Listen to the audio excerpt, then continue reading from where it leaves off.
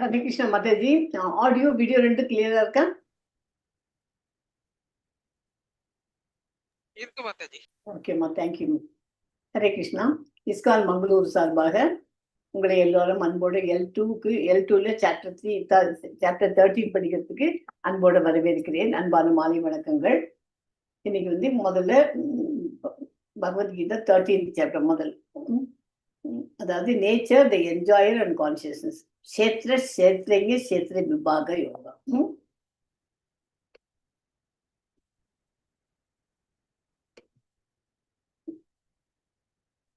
ISKCON மங்களூர்ல இருக்கிற டேட்டி ராதா கோவிந்தா டிப்பில். ஸோ பகவத்கீதை இந்த அத்தியாயம் 13 படிக்க போறோம். கஷேத்திரங்க விபாக யோகம், உடல், ஆன்மா மற்றும் அறிவை பற்றியது. இந்த அத்தியாயத்தில் பகவான் கிருஷ்ணர் அர்ஜுனனுக்கு உடல் ஒரு கஷேத்திரம், வயல் என்றும் அதை அறிந்திருப்பவர் கஷேத்திரஞர் என்றும் விவரிக்கிறார். மேலும் இந்த உடல் மற்றும் அந்த அறிவை பற்றிய பல்வேறு அம்சங்களையும் உண்மையான ஞானம் எது என்பதையும் இந்த அத்தியாயம் எடுத்துரைக்கிறது. சுருக்கமாக, கஷேத்திரம்னா என்ன? உடல் ஒரு வயலை போன்றது, அதில் பல்வேறு மாற்றங்கள் நிகழ்கின்றன. கஷேத்திரங்க அப்படின்னா உள்ளே இருப்பவர், அதாவது உடலை அறிபவர், ஆன்மா அல்லது ஆத்மா. ஓகே, அதை பற்றிலாம் இப்போ நல்லா பார்க்கலாம். 5 பூதங்கள் என்னென்ன? 5 பூதங்கள்: நிலம், நீர், நெருப்பு, காற்று, ஆகாயம் ஆகியவை உடலின் கூறுகள். அகங்காரம், நான் என்ற உணர்வு. புத்தி, அறிவு, பகுத்தறிவு இருக்கணும். அவ்வியக்தம், மூலப்பொருள். 10 இந்திரியங்கள் என்னென்ன? 5 ஞான இந்திரியங்கள் என்னென்ன? ஞான இந்திரியங்கள் கண், காது, மூக்கு, நாக்கு, தோல். மற்றும் 5 கர்மேந்திரியங்கள், அதெல்லாம் பண்றதுக்கு வாய், கை, கால், மலவாய், கருவாய். ஓகே. ஞானத்தின் பாதை உண்மை மற்றும் நிலையான அறிவை நாடி செல்வது. இந்த அத்தியாயத்தில் உடல் மற்றும் ஆன்மா பற்றிய உண்மைகளை தெரிந்து கொள்வதன் மூலம் ஒருவன் தனது உண்மையான சுயத்தை அடைய முடியும் என்பதை பகவான் கிருஷ்ணர் வலியுறுத்துகிறார். ஓகே.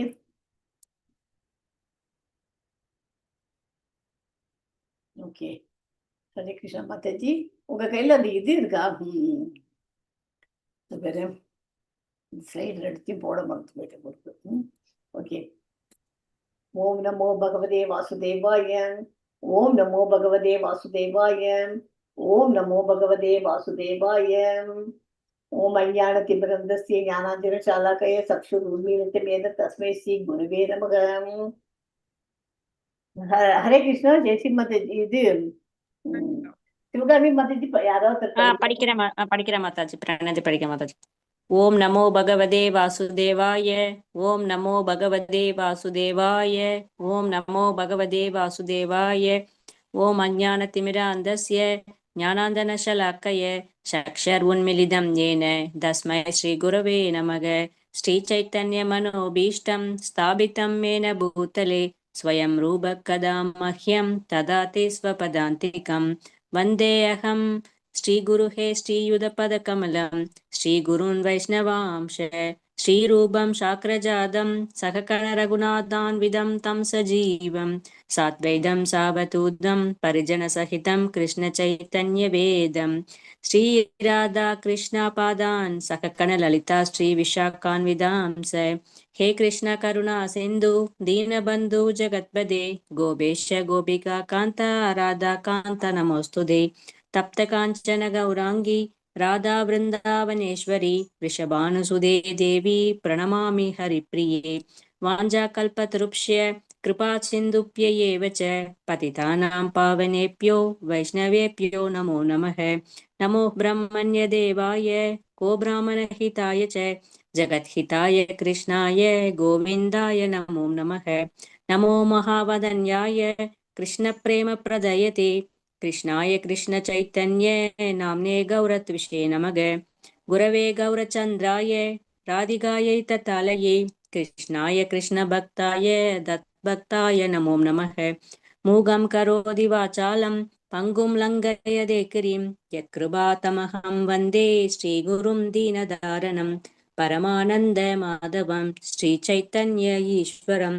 நமः பங்கஜநாபாய நமः பங்கஜமாலினே நமः பங்கஜநேத்ராய நமஸ்தே பங்கஜங்கிரயே கிருஷ்ணாய வாசுதேவாய தேவகீநந்தனாய ச நந்த கோபகுமாராய கோவிந்தாய நமோ நமः நமः ஓம் விஷ்ணுபாதாய கிருஷ்ணப்ரஷ்டேய பூதலே ஸ்ரீமதே பக்திவேதாந்த स्वामिन्यदि नामिने नमस्ते सरस्वती देवे गौरवाणी प्रचारिणे निर्विशेषशून्यवादी पाश्चात्यदेशधारिणे नारायणं नमस्कृत्य नरं चैव नरोत्तमं देवीं सरस्वतीं व्यासं ततो जयं मुदीरयेत् शृण्वतां संहतः कृष्णः पुण्यश्रवणकीर्तनः हृद्यन्तस्थो हयभद्राणि विद्यनोति सुहृदत्सदाम् नष्टप्रायेषु अभद्रेषु नित्यं भागवतसेवया भगवती उत्तमश्लोके भक्तिर्भवति नैष्टिकी पञ्चतत्त्वात्मकं कृष्णं भक्तरूपस्वरूपकं भक्तावतारं भक्ताख्यं नमामि भक्तशक्तिकं जय श्रीकृष्ण चैतन्य प्रभु नित्यानन्द श्री अद्वैत गदाधर श्रीवासादि गौरभक्तवृन्द हरे कृष्ण कृष्ण कृष्ण हरे हरे हरे राम राम राम हरे हरे हरे कृष्ण कृष्ण कृष्ण हरे हरे हरे राम राम राम हरे हरे हरे कृष्ण कृष्ण कृष्ण हरे हरे हरे राम राम राम हरे हरे हरे कृष्ण माता जी ஹரே கிருஷ்ணம்மா. தேங்க்யூ. இன்னைக்கு சாப்டர் படிக்கிறதுக்கு முந்தி சாப்டர் 12ல என்ன பண்ணிருக்குங்கிறத பார்க்கலாம். அதை ஒரு ரீகேப் கொடுக்கலாம். பக்தி யோகத்தின் லாஸ்ட் சாப்டர் பார்த்தோம் போன வாரம். பக்தி யோகம் தெரிந்து கொள்ள அதை விட வேற அத்தியாயம் இல்லை. பக்தி யோகத்தில் நமக்கு சிக்னல் நவ பக்தி ஈஸியஸ்ட் வே. அது ரொம்ப ஈஸியா பண்ண வேண்டியது. காரணம் எது பண்ணலாம் பக்தி பண்ணணும்னா சாண்டிங் த மகா மந்திரா, அதை ஒழுங்குமுறை. அந்த ரெண்டாவது பாயிண்ட் ரெகுலேட்டிவ் பிரின்சிபல்ஸை ஃபாலோ பண்ணணும், சாண்டிங் பண்ணணும். கடமை செய் பலனை எதிர்பார்க்காதே. பகவான் கிருஷ்ணருக்கு செய்யப்படும் தூய பக்தி தொண்டு பக்தி யோகம் எனப்படுகிறது. ஆன்மீகத்தில் இது இறுதி இலக்கான தூய கிருஷ்ண பிரேமியை அடைவதற்கு இதுவே மிக உயர்ந்த மிக தகுதியான வழிமுறையாகும். இந்த உன்னத பாதையை பின்பற்றுவோர் தெய்வீக குணங்களை வளர்த்துக் கொள்கிறார்கள் அப்படின்னு நம்ம போன வாட்டி பக்தி யோகத்தை பத்தி படித்தோம் இல்லையா. இப்ப இன்னைக்கு முதல் 6 சாப்டர் கர்மயோகம், செகண்ட் 6 சாப்டர் பக்தி யோகம் படிச்சாச்சு. இன்னைக்கு last 3 chapter 6 chapter, first 6 second 6 படிச்சாச்சு. இப்ப லாஸ்ட் 6 படிக்க போறோம். இது ஞான யோகம். பக்தி யோகம் இது கர்மயோகம் இருந்தா தான் எல்லாமே புரியும். முதல்ல கர்மயோகம் தெரிஞ்சுக்கணும், அதுக்கப்புறம் ஞான யோகம் தான் போகணும். அப்படின்னா ஏன் பக்தி நடுவுல வந்திருக்குன்னா அந்த பக்தியில அதுவும் தெரிஞ்சிருந்தா தான் ஞானமும் வர முடியும். ஞானத்தை வர வைக்கணும்னா முதல்ல பக்தியும் இருக்கணும் கூடவே. அதனால தான் பக்தி முன்னாடி வந்துருச்சு. அது ஆனா ஆக்சுவலா எல்லாத்தையும் விட உயர்ந்திருந்ததுன்னா பக்தி தான். ஓகேயா, இதை படிச்சுக்கணும். இதில் இதை படி 1லேருந்து 7 வரைக்கும் ஆள் மாறாட்டத்திற்கு எதிரான பக்தி பார்த்தோம். பக்தியின் முற்போக்கான நிலைகள் பார்த்தோம். கிருஷ்ணரை நேசிக்க வைக்கும் குணங்கள். மம பிரியகன் சொல்லி அவருக்கு எதெல்லாம் யாரெல்லாம் ரொம்ப பிடிக்கும், கிருஷ்ணரோட யாரெல்லாம் சாண்டிங் பண்றாளோ அவளை பிடிக்கும், பொய் பேசாதவாளை பிடிக்கும், பொறாமை இல்லாதவாளை கண்டா பிடிக்கும் அப்படின்னு நிறைய பேரை பத்தி படிச்சிருந்தோம். அதெல்லாம் இம்பார்ட்டன்ட். இப்போ இந்த சாப்டர்ல முதல் கொஸ்டின் என்னன்னா, அர்ஜுனன் கேட்கிற 6 கேள்விகள். பிரகிருதி, புருஷன், கஷேத்திர ஞானம் கேள்வி மற்றும் களம். இதுதான் முதல் இது. அப்புறம் 2லேருந்து 7 வரைக்கும் 3, 4 மற்றும் களம் செயல்பாடுகள் மற்றும் களத்தை அறிபவர் ஆகியவற்றை கிருஷ்ணர் அதுக்கெல்லாம் பதில் சொல்றார். கிருஷ்ணன் என்ன அப்படின்னா என்னன்னு கேள்விக்கான 5வது கேள்விக்கான கிருஷ்ணரின் கூடுதல் பதில்கள், அறிவு மற்றும் விடுதலையின் செயல்முறை, அதுவும் பார்க்கலாம். 8வது 12வது சொல்லி கேள்விக்கு 6வது கேள்விக்கான கிருஷ்ணரின் கூடுதல் பதில்கள் இன்னும் எக்ஸ்பிளைன் பண்றாரு. அதை பத்தி 13லேருந்து 19 வரைக்கும். அறிவின் பொருள் கேள்வி 1 and 2க்கான கிருஷ்ணரின் பதில்கள் 20லேருந்து 26 வரைக்கும். 27லேருந்து 35 ஸ்லோகம் வரைக்கும் பிரகிருதி, புருஷன் மற்றும் அவர்களின் ஒன்றியம், ஞான சக்ஷஷா அறிவின் பார்வை. ஓகே, அதையும் பார்க்க போறோம். ஸோ எவன் ஒருவன் இயற்கையும் அனுபவிப்பவனும் உணர்வும். எவன் ஒருவன் உடலுக்கும் ஆத்மாவிற்கும் உள்ள வித்தியாசம் அவற்றிற்கு அப்பால் உள்ள பரமாத்மா ஆகியவற்றை உணர்கிறானோ அவன் பௌதிக உலகத்திலிருந்து முக்தி அடைகிறான். இந்த உடல் தான் என்ன, அதுக்குள்ள இருக்கிற ஆத்மா தான் என்ன, பரமாத்மா தான் என்ன, இதெல்லாத்தையும் விவரமா எவனுக்கு புரியுறதோ அப்பதான் நம்ம மெட்டீரியல் வேர்ல்ட்ல இருந்து முக்தி அடைய முடியும். இந்த சரீரத்தை ஞானிகள் கஷேத்திரம் என்று சொல்லுகிறார்கள். அதாவது வயல், அது ஒரு சரீரத்தை சொல்றோம். இந்த சரீரத்தை கஷேத்திரமா என்று எவன் அறிகிறானோ அவனை கஷேத்திரங்கன் என்று கூறுகிறார்கள். புரிஞ்சுக்கோங்க, கஷேத்திரங்கிறது இந்த உடல், அதை பத்தி உடல்ங்கிறது புரிஞ்சு சரீரத்தை தெரிஞ்சுக்கிறவன் கஷேத்திரங்கன் என்று சொல்லப்படுகிறான். கஷேத்திர அப்படின்னா பாடி, சரீரம். கஷேத்திரங்கன்னா அது அப்சர்வர் இன் த பாடி சோல், அதை பத்தி தெரிஞ்சுக்கிறவோம். ஞானம், நாலேஜ் அப்படின்னா கஷேத்திரங்க. அதை ரெண்டுத்துக்கும் புரிய வைக்கிறதுக்கு தான் ஞானம். கஷேத்திரன்னா என்ன, கஷேத்திரங்கன்னா என்ன, இது ரெண்டுத்தையும் புரிஞ்சுக்கிறதுக்கு பேர் தான் ஞானம். மூணாவது point. Okay, you are doing நம்ம ஒரு காத்தால மார்னிங் வாக் பண்ணிட்டு இருக்கோம். அதை பண்ணிட்டு இருக்கும்போது நமக்கு நம்ம பண்றோம், நம்ம நினைச்சுன்னு பண்ணிட்டு இருக்கோம். ஆனா நமக்கு யாருக்கு, நமக்கு முன்னாடி யாருக்கு தெரியும்? நம்ம உடம்புல இருக்கிற கூடவே ஆத்மாவோட கூட இருக்குது யாரு? பரமாத்மாவுக்கு. அவருக்கு தான் முதல்ல தெரியும். அவருக்கு தெரிஞ்சதுக்கு அப்புறம் தான் ஆத்மா அதை பண்றது. ஓகே, புருஷ அப்படின்னா என்ஜாயர் ஆஃப் பிரகிருதி.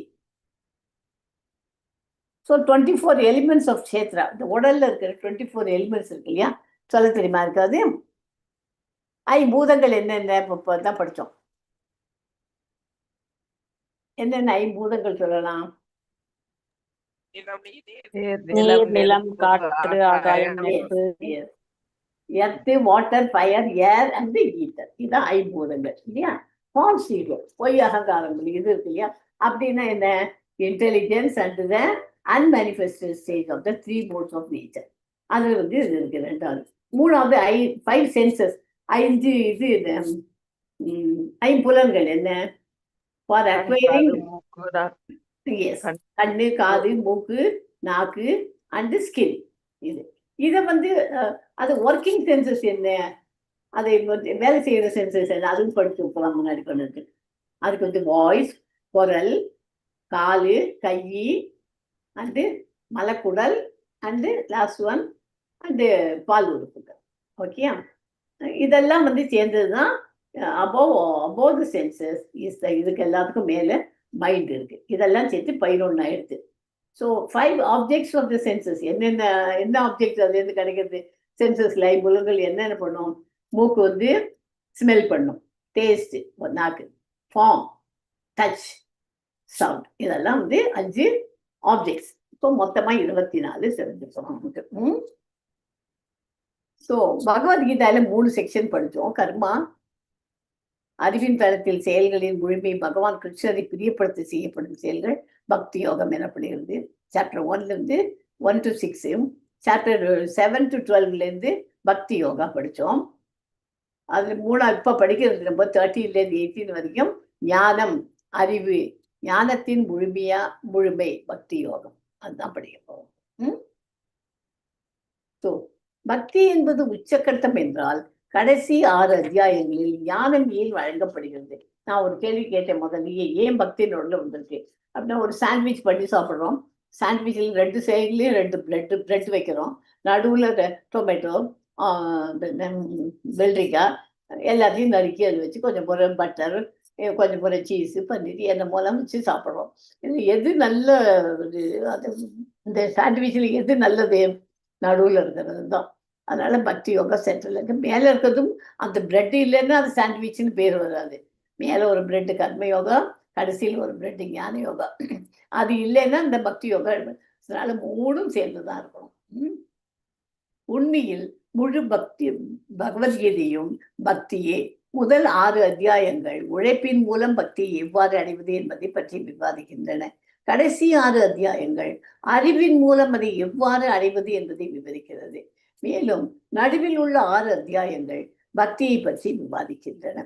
மேலும் 12வது அத்தியாயத்தில் கிருஷ்ணர் தனது பக்தர்களை பிறப்பு மற்றும் இறப்பிலிருந்து எவ்வாறு தனிப்பட்ட முறையில் விடுவிக்கிறார் என்பதை விளக்கினார். எனவே கடைசி 6 அத்தியாயங்கள் பொருள் உலகத்திலிருந்து தன்னை விடுவித்துக் கொள்ள தேவையான தத்துவ அறிவை வழங்குகின்றன. ஓகே, இதுதான் ரொம்ப இம்பார்ட்டன்ட். இப்போ தத்துவ அறிவை வழங்குறது தான் கடைசி 6 சாப்டரோட இது. ஓகே, மாயையிலிருந்து நாம் விலகுவதற்கும் கிருஷ்ணரிடம் உள்ள பற்றுதலுக்கும் உதவுவதில் ஞானம் அதன் பயன்பாட்டை கொண்டுள்ளது. எனவே பக்தி அடைவதற்கான வழிமுறையை அறிவை பயன்படுத்தும் போது அது பக்தியின் ஒரு பகுதியாகிறது. ஓகே, ஒரு நிமிஷம் லைட் போட்டு வரைக்கும் மழை வரும்போது ஒரே இருட்டின் ஒரே ஒரு செகண்ட்.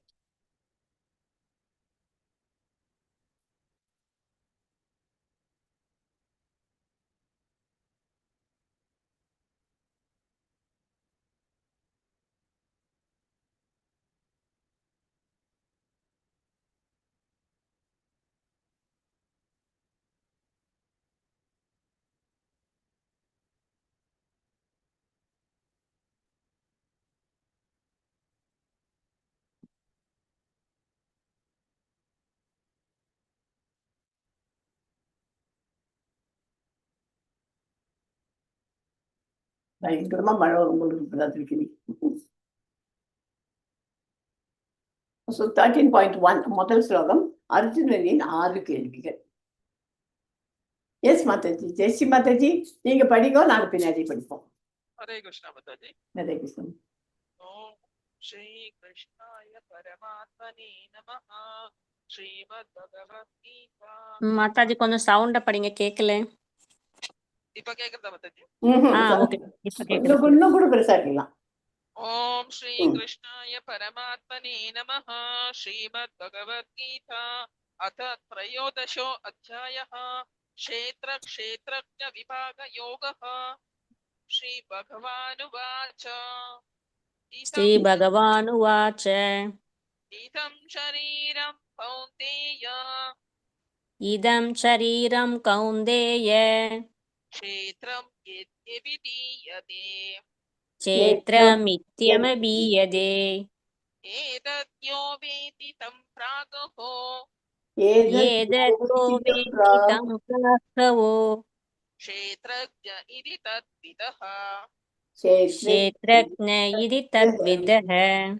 அர்ஜுனன் கூறினான், ஓ என் அன்பான கிருஷ்ணரே, பிரகிருதி இயற்கை, புருஷன் அனுபவிப்பவன், களத்தை அறிபவன், அறிவு மற்றும் அறிவின் முடிவு பற்றி அறிய விரும்புகிறேன். பின்னர் ஆசீர்வதிக்கப்பட்ட பகவான் கூறினார், ஓ குந்தியின் மகனே, இந்த உடல் களம் என்று அழைக்கப்படுகிறது. மேலும் இந்த உடலை அறிபவர் களத்தை அறிபவர் என்று அழைக்கப்படுகிறது. சேத்ர அண்ட் சேத்ரிங். இந்த மீனிங் வந்து இதுக்கு பின்னாடி உள்ள ஸ்லோகம் அர்ஜுனா வாச்ச. அதுல இந்த ஸ்லைட்ல வரல மாதாஜி. அர்ஜுனா வாச்ச பிரகிருதி புருஷம் சைவ க்ஷேத்ரம் க்ஷேத்ரஜ்ஞம் ஏவ ச ஏதத் வேதிதும் இச்சாமி ஞானம் ஞேயம் ச கேசவ. அதுதான் இந்த மீனிங் மாதாஜி. அர்ஜுனன் கூறினார். Okay okay okay.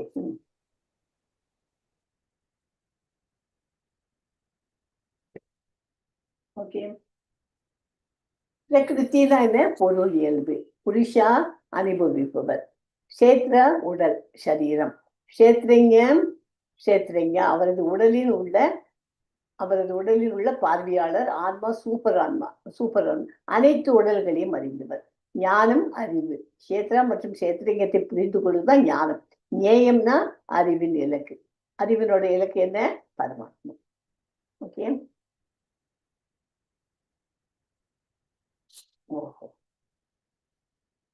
ஓகே. யார் உடலை செயல்பாட்டு களமாக பெறுகிறார்கள்? நிபந்தனை குறித்த ஆத்மா. அவருக்கு ஏன் இந்த களம் கிடைக்கிறது? ஆன்மா ஜட வாழ்வில் சிக்கிக் கொள்கிறது. ஏனென்றால் அதை அடைக்க முயற்சிப்பதால். எந்த அமைப்பை தீர்மானிப்பதற்கான அளவுகோல்கள்? பொருள் சக்தி ஆதிக்கம் செலுத்தும் திறனுக்கு ஏற்ப, புலன் திருப்தியை அனுபவிக்கும் திறனுக்கு ஏற்ப ஒரு குறிப்பிட்ட உடல் அதற்கேற்ப செயல்பட ஒருவனை பெறுகிறது. அதுதான் கஷேத்ர பத்தி explanation. For who, why and criteria, அதுதான் படிச்சோம்.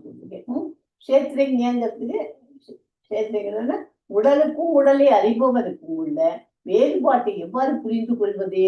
உடலில் மாறி வரும் கட்டங்களின் அடிப்படையில் உள்ளுணர்வு புரிதல். உடல் மாறி மாறிட்டு வருது இல்லையா? முதல்ல பிறக்கிறோம், அப்புறம் வாலிபு சின்ன குழந்தையா இருக்கும், அப்புறம் கொஞ்சம் வாலிபு வயசு வருது, அப்புறம் இன்னும் கொஞ்சம் பெரியவாளாகி கல்யாணம் பண்ணிக்கிறோம், கல்யாணம் பண்ணி குழந்தை குட்டியெல்லாம் இருக்கு, அப்புறம் உடல்ல மாற்றம் வந்துட்டே இருக்கு. அதனால உள்ளுணர்வு புரிதல். ஓகே, 3 பிரிவுகள் உடலை அறிந்தவர் மற்றும் அது எந்த நிலையில் இருந்து புரிந்து கொள்ள முடியும் என்பதை பற்றி விவாதிக்கிறது. பக்தி சேவையை பொறுத்தவரை தனிப்பட்ட ஆன்மாவிற்கும் பரமாத்மாவிற்கும் இடையிலான உறவை பற்றியும் விவாதிக்கிறது. இது கிருஷ்ணரின் உயர்ந்த நிலையும் ஜீவராசியின் கீழ்நிலையையும் விவரிக்கிறது. இது சாப்டர் 13 இந்த ஸ்லோகத்துல 7.12 இது 13 பேஜ். ஓகே, அதை பிரிச்சு கொடுத்துருக்கு இந்த சாப்டர்ல. அடுத்தது உயிர்வாழ் எவ்வாறு ஜட இயற்கையுடன் தொடர்பு கொள்வது என்பதை விளக்குகிறது. பல்வேறு முறைகள் மூலம் இறைவனால் விடுவிக்கப்படுகிறார் என்பதையும் விளக்குகிறது. முதல் ஸ்லோகம் ஆயிடுச்சு. 2வது ஸ்லோகத்திலிருந்து 7வது ஸ்லோகம் வரைக்கும் கிருஷ்ணருடைய 3, 4, 5 கேள்விகளுக்கு செயல்பாட்டு துறையை அறிபவர் மற்றும் அறிவுக்கு பதில் அளிக்கிறார். இத்தனை மாதாஜி 2வது. ஹரே கிருஷ்ண மாதாஜி. இது 3rd ஸ்லோகம் மாதாஜி. அப்படியா? இது 3rd ஸ்லோகம். ஆமா. Oh my God. ஒரு ஸ்லோகம் இல்லாம போயிடுது மாதாஜி ரைட்ல வேற. இது 4ஆ? இது 4th மாதாஜி. ஓகே, அதான் 4. ஓகே, இப்ப ஸ்லோகம் மட்டும் உங்களோடதுல இல்ல. Okay okay okay. Yes ma'am, படிங்கம்மா. க்ஷேத்ரஜ்ஞம் சாபிமாம் வித்தி क्षेत्रजं शाभिमां विद्धि सर्वक्षेत्रेषु भारत सर्वक्षेत्रेषु भारत क्षेत्रक्षेत्रज्ञयो ज्ञानम् क्षेत्रक्षेत्रज्ञानं तज्ज्ञानं मतं मम यत्तज्ज्ञानं मदं मम. பரதவாரிசே, நான் எல்லா உடல்களிலும் அறிபவன் என்பதை, இந்த உடலையும் அதன் உரிமையாளரையும் புரிந்து கொள்வதே அறிவு என்று அழைக்கப்படுகிறது என்பதையும் நீங்கள் புரிந்து கொள்ள வேண்டும். அதுதான் என் கருத்து. எஸ் மா, 4 படிக்கும். तत्क्षेत्रं यच्च यात्रुक्च तत्क्षेत्रं यत्ययात्रक्ष यद्विकारी यदश्चयत् यद्विगारी यदश्ययत् स च यो यत्प्रभावश्च स च यत्प्रभावश्च तत्समासेन मे शृणु तत्समसेन मे शृणु. இப்போது இந்த செயல்பாட்டு துறையை பற்றியும் அது எவ்வாறு உருவாகிறது, அதன் மாற்றங்கள் என்ன, அது எங்கிருந்து உருவாகிறது, செயல்பாட்டு துறை அறிந்தவர் யார், அவருடைய செல்வாக்குகள் என்ன என்பதை பற்றியும் நான் சுருக்கமாக விளக்குவதை கேளுங்கள். உடலே களம் என்று அறியப்படுவதாகவும் உடலை அறிபவன் களத்தை அறிபவன் என்றும் அறியப்படுவதாகவும் கிருஷ்ணர் கூறியுள்ளார் இல்லையா? கட்டுண்ட ஆத்மாவின் செயல்களுக்கு களமாக விளங்குவது உடலே. ஜட வாழ்வினுள் பிழைக்கப்பட்டுள்ள ஆத்மா ஜட இயற்கையின் மீது ஆதிக்கம் செலுத்த முயல்கிறான். ஜட இயற்கையின் ஆட்சி செய்வதற்கு உண்டான தகுதிகளை ஏற்றாற்போல் அவன் செயலின் களத்தை பெறுகிறான். குழந்தை பருவத்திலிருந்து முதுமை பருவதை தனது உடல் பற்பல மாற்றங்களை அடைகிறது என்ற போதிலும் தான் மாறாமல் இருப்பதை யார் வேண்டுமானாலும் சிந்தித்து பார்க்கலாம். எனவே செயலின் களத்தை அறிபவருக்கும் அந்த செயல்களை நடைபெறும் களத்திற்கும் இடையே வேறுபாடு உண்டு. நான் மனிதன், நான் நாய், நான் பூனை என்று நாம் நினைக்கிறோம். இவை அனைத்தும் அறிபவனின் உடலை பற்றிய அடையாளங்கள்.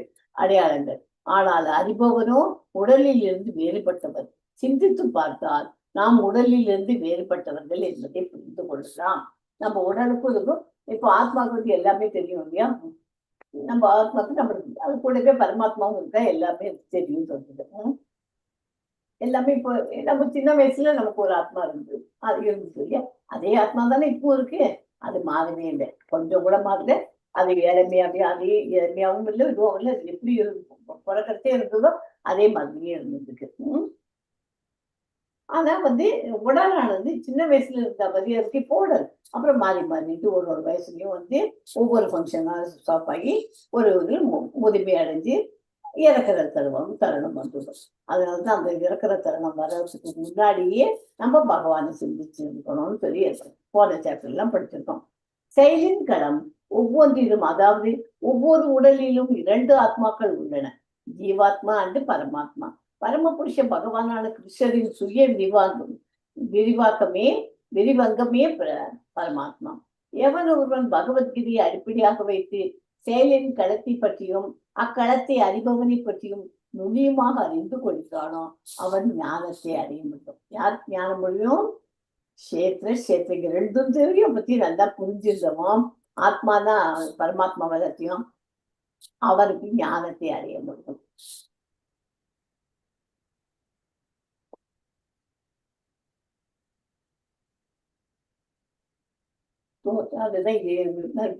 பகவான் கஷேத்திரஞா ஞான அதுல இருந்து கஷேத்திரங்க அதுல இருந்து ஞானத்தை வரையறுக்கிறார். வரையறுப்பப்படி சொன்னது காந்திகிரி தான். நம்ம உடம்புல 2 வகையான அறிவாளிகள் இருக்காரு. ஒன்று சூப்பர் சோல், ஒண்ணு நம்ம இண்டிவிஜுவல் ஆத்மா. பரமாத்மா அண்டு ஆத்மா 2 பேருமே இருக்கும் இல்லையா? கிருஷ்ணரின் முழுமையான விரிவாக்கமே பரமாத்மா. கிருஷ்ணர் கூறுகிறார், நானும் அறிபவன் தான், ஆனால் உடலை பற்றி தனிப்பட்ட அறிபவன் அல்ல. அவர் ஒவ்வொரு உடலிலும் பரமாத்மாவாகவே இருக்கிறார். அதனால்தான் அவர் விரிவாக்கம் சொல்றேன். நம்ம ஒவ்வொருத்தருக்கும் இருக்கிறது பேரு ஆத்மா. இப்ப என்னோட உடல்ல என்ன இருக்குங்கிறது எனக்கு தான் தெரியும். இப்போ உங்களுக்கு சிவகாமி மாதாஜி உடம்புல அவங்க என்ன பண்றாங்கிறது அவங்க அந்த ஆத்மாவுக்கு தான் தெரியும். ஆனா என்கிட்ட இருக்கிற பரமாத்மா, அதே ஆத்மாவோட கூட பரமாத்மாவும் இருக்கார். அவருக்கு நான் என்னென்ன பண்றேங்கிறது என்னைய பத்தியும் தெரியும். சிவகாமி மாதாஜி உடம்புல உட்காந்துட்டு அவரோட இது பத்தியும் தெரிஞ்சு. அதனாலதான் அவருக்கு பரமாத்மா. ஆன்மாவுக்கும் பரமாத்மாவிற்கும் உள்ள வேறுபாடு என்ன? 2 அறிவாளிகளும் அவர்கள் வேறுபாடுகளும். ஜீவாத்மா 2 அறிவாளி. இப்ப பரமாத்மாங்கிறது அவருக்கு சொல்லவே வேண்டாம். ஆன்மாங்கிறது நம்மளை பொறுத்த வரைக்கும் அது அறிவாளி. அவங்களோட பரமாத்மா ஆன்மாவுக்கு இன்னொரு பேரு ஜீவாத்மா என்று அழைக்கப்படுகிறார். பராமரிப்பாளராக கடவுள் பரமாத்மா என்று அழைக்கப்படுகிறார் அவருக்கு. ஓகே, இது ஆத்மாவை பத்தியே முதல்ல படிச்சுப்போம். முடிவின்றி சிறிய அளவு, அதாவது ஆன்மாவின் அளவு முடி நுனியின் அளவு, அதாவது 1/10,000 அதுல போய் பார்த்தேன்னு வச்சுக்கோ. பரமாத்மாவுக்கு எல்லையற்ற விபுவம், அனைவரையும் அனைத்தையும் அறிந்தவர், அதாவது சூப்பர் அப்படின்னு ஒருவரின் சொந்த உடலை அறிந்தவர். இது ஆத்மா ஒரு உடலுக்கும் 2ஆம் நிலை உரிமையாளரும் 2ஆம் ஒப்புமை ஒரு நிலத்தின் உரிமையாளரான குடிமகன். ஆமா ஆமா, இங்க அணு போட்டுக்க.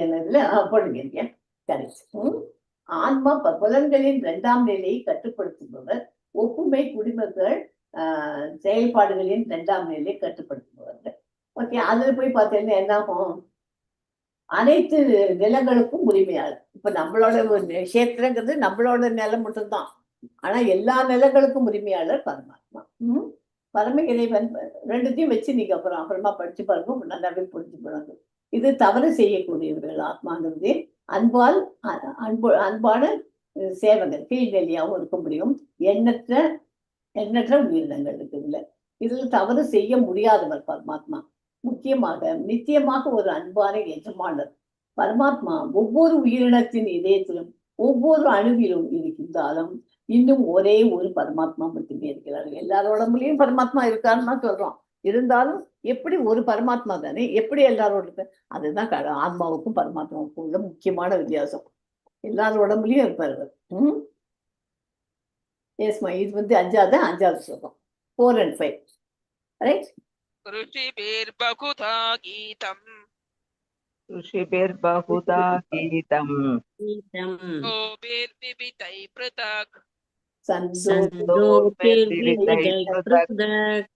ब्रह्मसूत्रपदैः चैव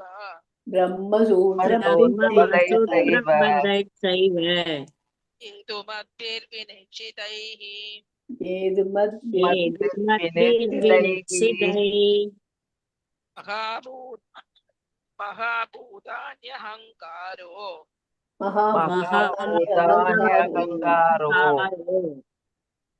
अव्यक्तम् एव च अव्यक्तमेव च अव्यक्तमेव च क्रियाणि तथैकं च इन्द्रियाणि इन्द्रियाणि इन्द्रियाणि तथैकं च तथैकं च पञ्चचेन्द्रियगोचराः पञ्चेन्द्रियगोचराः पञ्चचेन्द्रियगोचराः களம் என்ன, அதன் தன்மை என்ன என்பதை நான் உனக்கு விளக்குகிறேன். அதற்குள் எப்படி மாற்றம் நிகழ்கிறது, அது எதனால் உருவாக்கப்பட்டது, செயல் களத்தை அறிந்தவர் யார், அவருடைய மகிமைகள் என்ன என்பதையும் விளக்கிறேன், கேட்பாய்.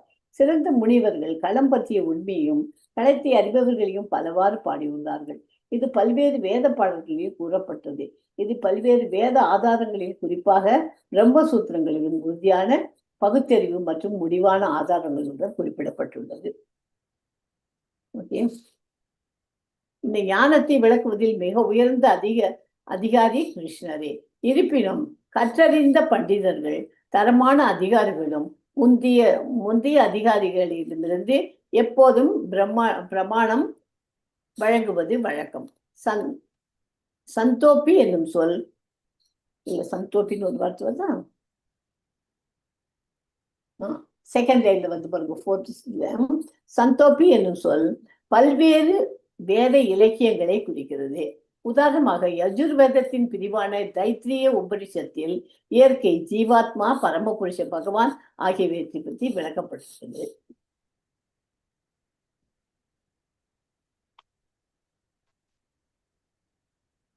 ஸோ இது நமக்கு ரொம்ப முக்கியமானது. இதுல இருந்து கீழே ஆரோல இருந்து பார்த்துட்டு வாங்குவோம். அன்னமய, பிராணமய, ஞானமய, விஞ்ஞானமய, ஆனந்தமய. நம்ம இந்த ஆனந்தமய அடையிறதுக்கு என்ன எப்படி போய் ஆனந்தமயத்தை அடைக்கணும்? ஆனந்தமயம்னா என்ன? கிருஷ்ணரோட இருக்கிறது போய் கம்ப்ளீட்டாக ஸ்பிரிச்சுவல்ல நம்ம ஆன்மீகத்துல முன்னேறி ஃபைனல் ஸ்டேஜ் ஆனந்தமயம் வந்தோம். அது வரணும்னா நம்ம எப்படி என்னென்ன பண்ணணும்? முதல்ல அன்னமய, அன்னம்னா என்ன? சாப்பிடணும். சாப்பாடை வந்து அதெல்லாம் எங்கேயும் சாப்பிட்டுட்டு இந்த உடம்பை பார்த்துக்கணும், இதை சாப்பிடணும், அதை சாப்பிடணும், ராத்திரி இதை சாப்பிடணும், எல்லாம் திங்க் பண்ணிட்டு இருக்கோம். இதெல்லாம் எதுல திங்க் பண்ணிட்டு இருக்கோம்? இந்த மெட்டீரியல் வேர்ல்டுல, பௌதிகத்துல. அதை எல்லாத்தையும் மெதுவாக கொஞ்சம் கொஞ்சமா திறக்கணும். ஓகே, அதை திறக்கிறதுனா என்ன? கம்ப்ளீட்டா திறக்கிறதுன்னு சொல்லலை. ஏன்னா உயிர் வாழறதுக்கு வருகிற பேசிக் சாப்பாடு மட்டும் சாப்பிட்டுட்டு நமக்கு, அதாவது ஒரு நாளைக்கு இப்போ டெம்பிளுக்கு எல்லாம் போனேன்னு வச்சுக்கோ, இஸ்கான் டெம்பிள் எல்லாம் போனாலும் காத்தாலும் பிரேக்ஃபாஸ்ட் ஒன்று கிடைக்கும் 7:30 மணி 9:30 மணிக்கு, அப்புறம் 12:30 மணிலேருந்து 2 மணி வரைக்கும் லஞ்ச் ஒன்று கொடுப்பாங்க. அவ்வளோதான், 2 தான். சில இதில் தான் சாயங்கால பிரசாதம் ஒன்று இருக்கும், இல்லைன்னா சாயங்கால பிரசாதம் கூட கிடையாது.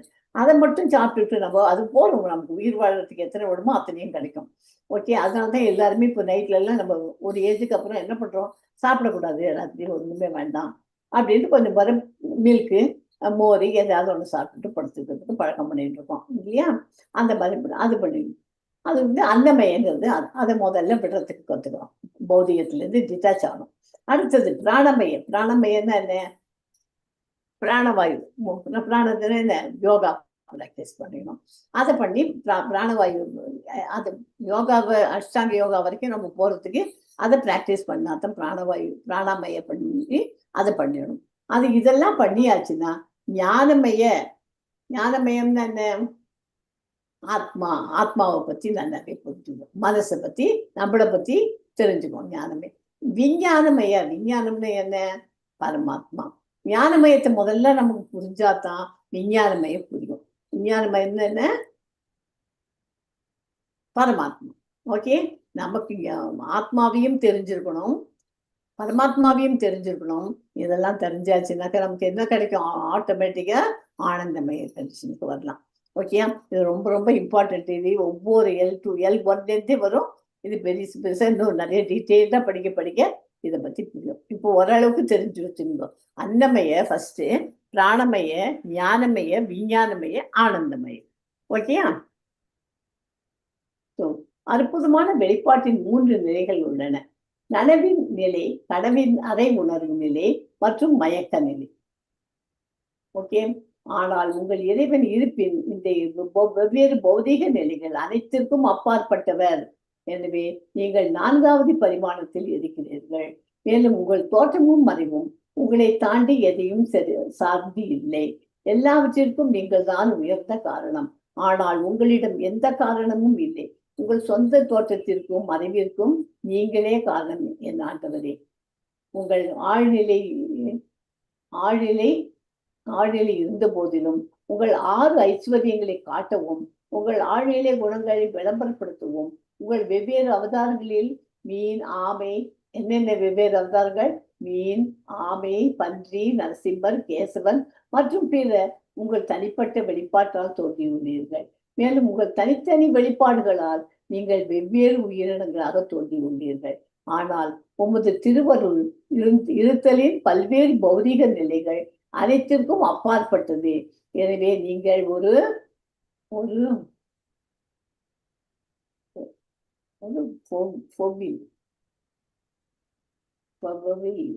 இருக்கிறீர்கள். நீங்கள் ஒரு பவரில் இருக்கிறீர்களா? அதனால்தான் நீங்கள் ஒரு உயர்ந்த நிலையில் இருக்கிறீர்கள்.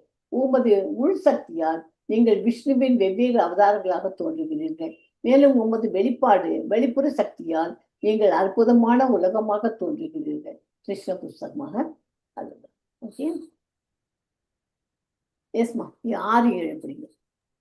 இச்சா த்வேஷ சுகம் துக்கம் இச்சா த்வேஷ சுகம் துக்கம் சங்காத சேதனா த்ருதிஹி சங்கா சேதன த்ருதிஸ்திரீ ஏதத் க்ஷேத்ரம் சமாசேன ஏதத் க்ஷேத்ரம் சமாசேன சவிகாரம் உதாஹ்ருதம் சவிகாரமுதாஹ்ருதம் அமானித்வம் அதம் வித்வம் அமானித்வம் சத்ரம் அஹிம்சா சாந்திராஜவம் அஹிம்சா ஆசார்யோபாசனம் சௌச்சம் ஆசார்யோபாசனம் மௌனம் தைர்யம் ஆத்மவிநிக்ரகः தைர்யாத்மவிநிக்ரகः. 5 மகாக்கூறுகள் பொய்யான அகங்காரம். என்ன 5 மகாக்கூறுகள்? பொய்யான அகங்காரம், புத்தி, வெளிப்படாதது, 10 புலன்கள், மனம், 5 புலன்களின் பொருள்கள், ஆசை, வெறுப்பு, மகிழ்ச்சி, துன்பம், கூட்டு வாழ்க்கை, அறிகுறிகள் மற்றும் நம்பிக்கைகள். இவை அனைத்தும் சுருக்கமாக செயல்பாடுகள் மற்றும் அதன் தொடர்புகளின் களமாக கருதப்படுகிறது. நிலம், நீர், நெருப்பு, காற்று, ஆகாயம், அது 6 என்ன? பஞ்சபூதம் எனப்படுகிறது. அதன் பிறகு அகங்காரம், புத்தி, இயற்கையின் 3 குணங்கள். 3 குணங்கள் என்னென்ன?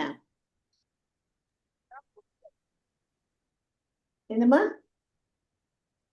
மனம், புத்தி, அகங்காரம்.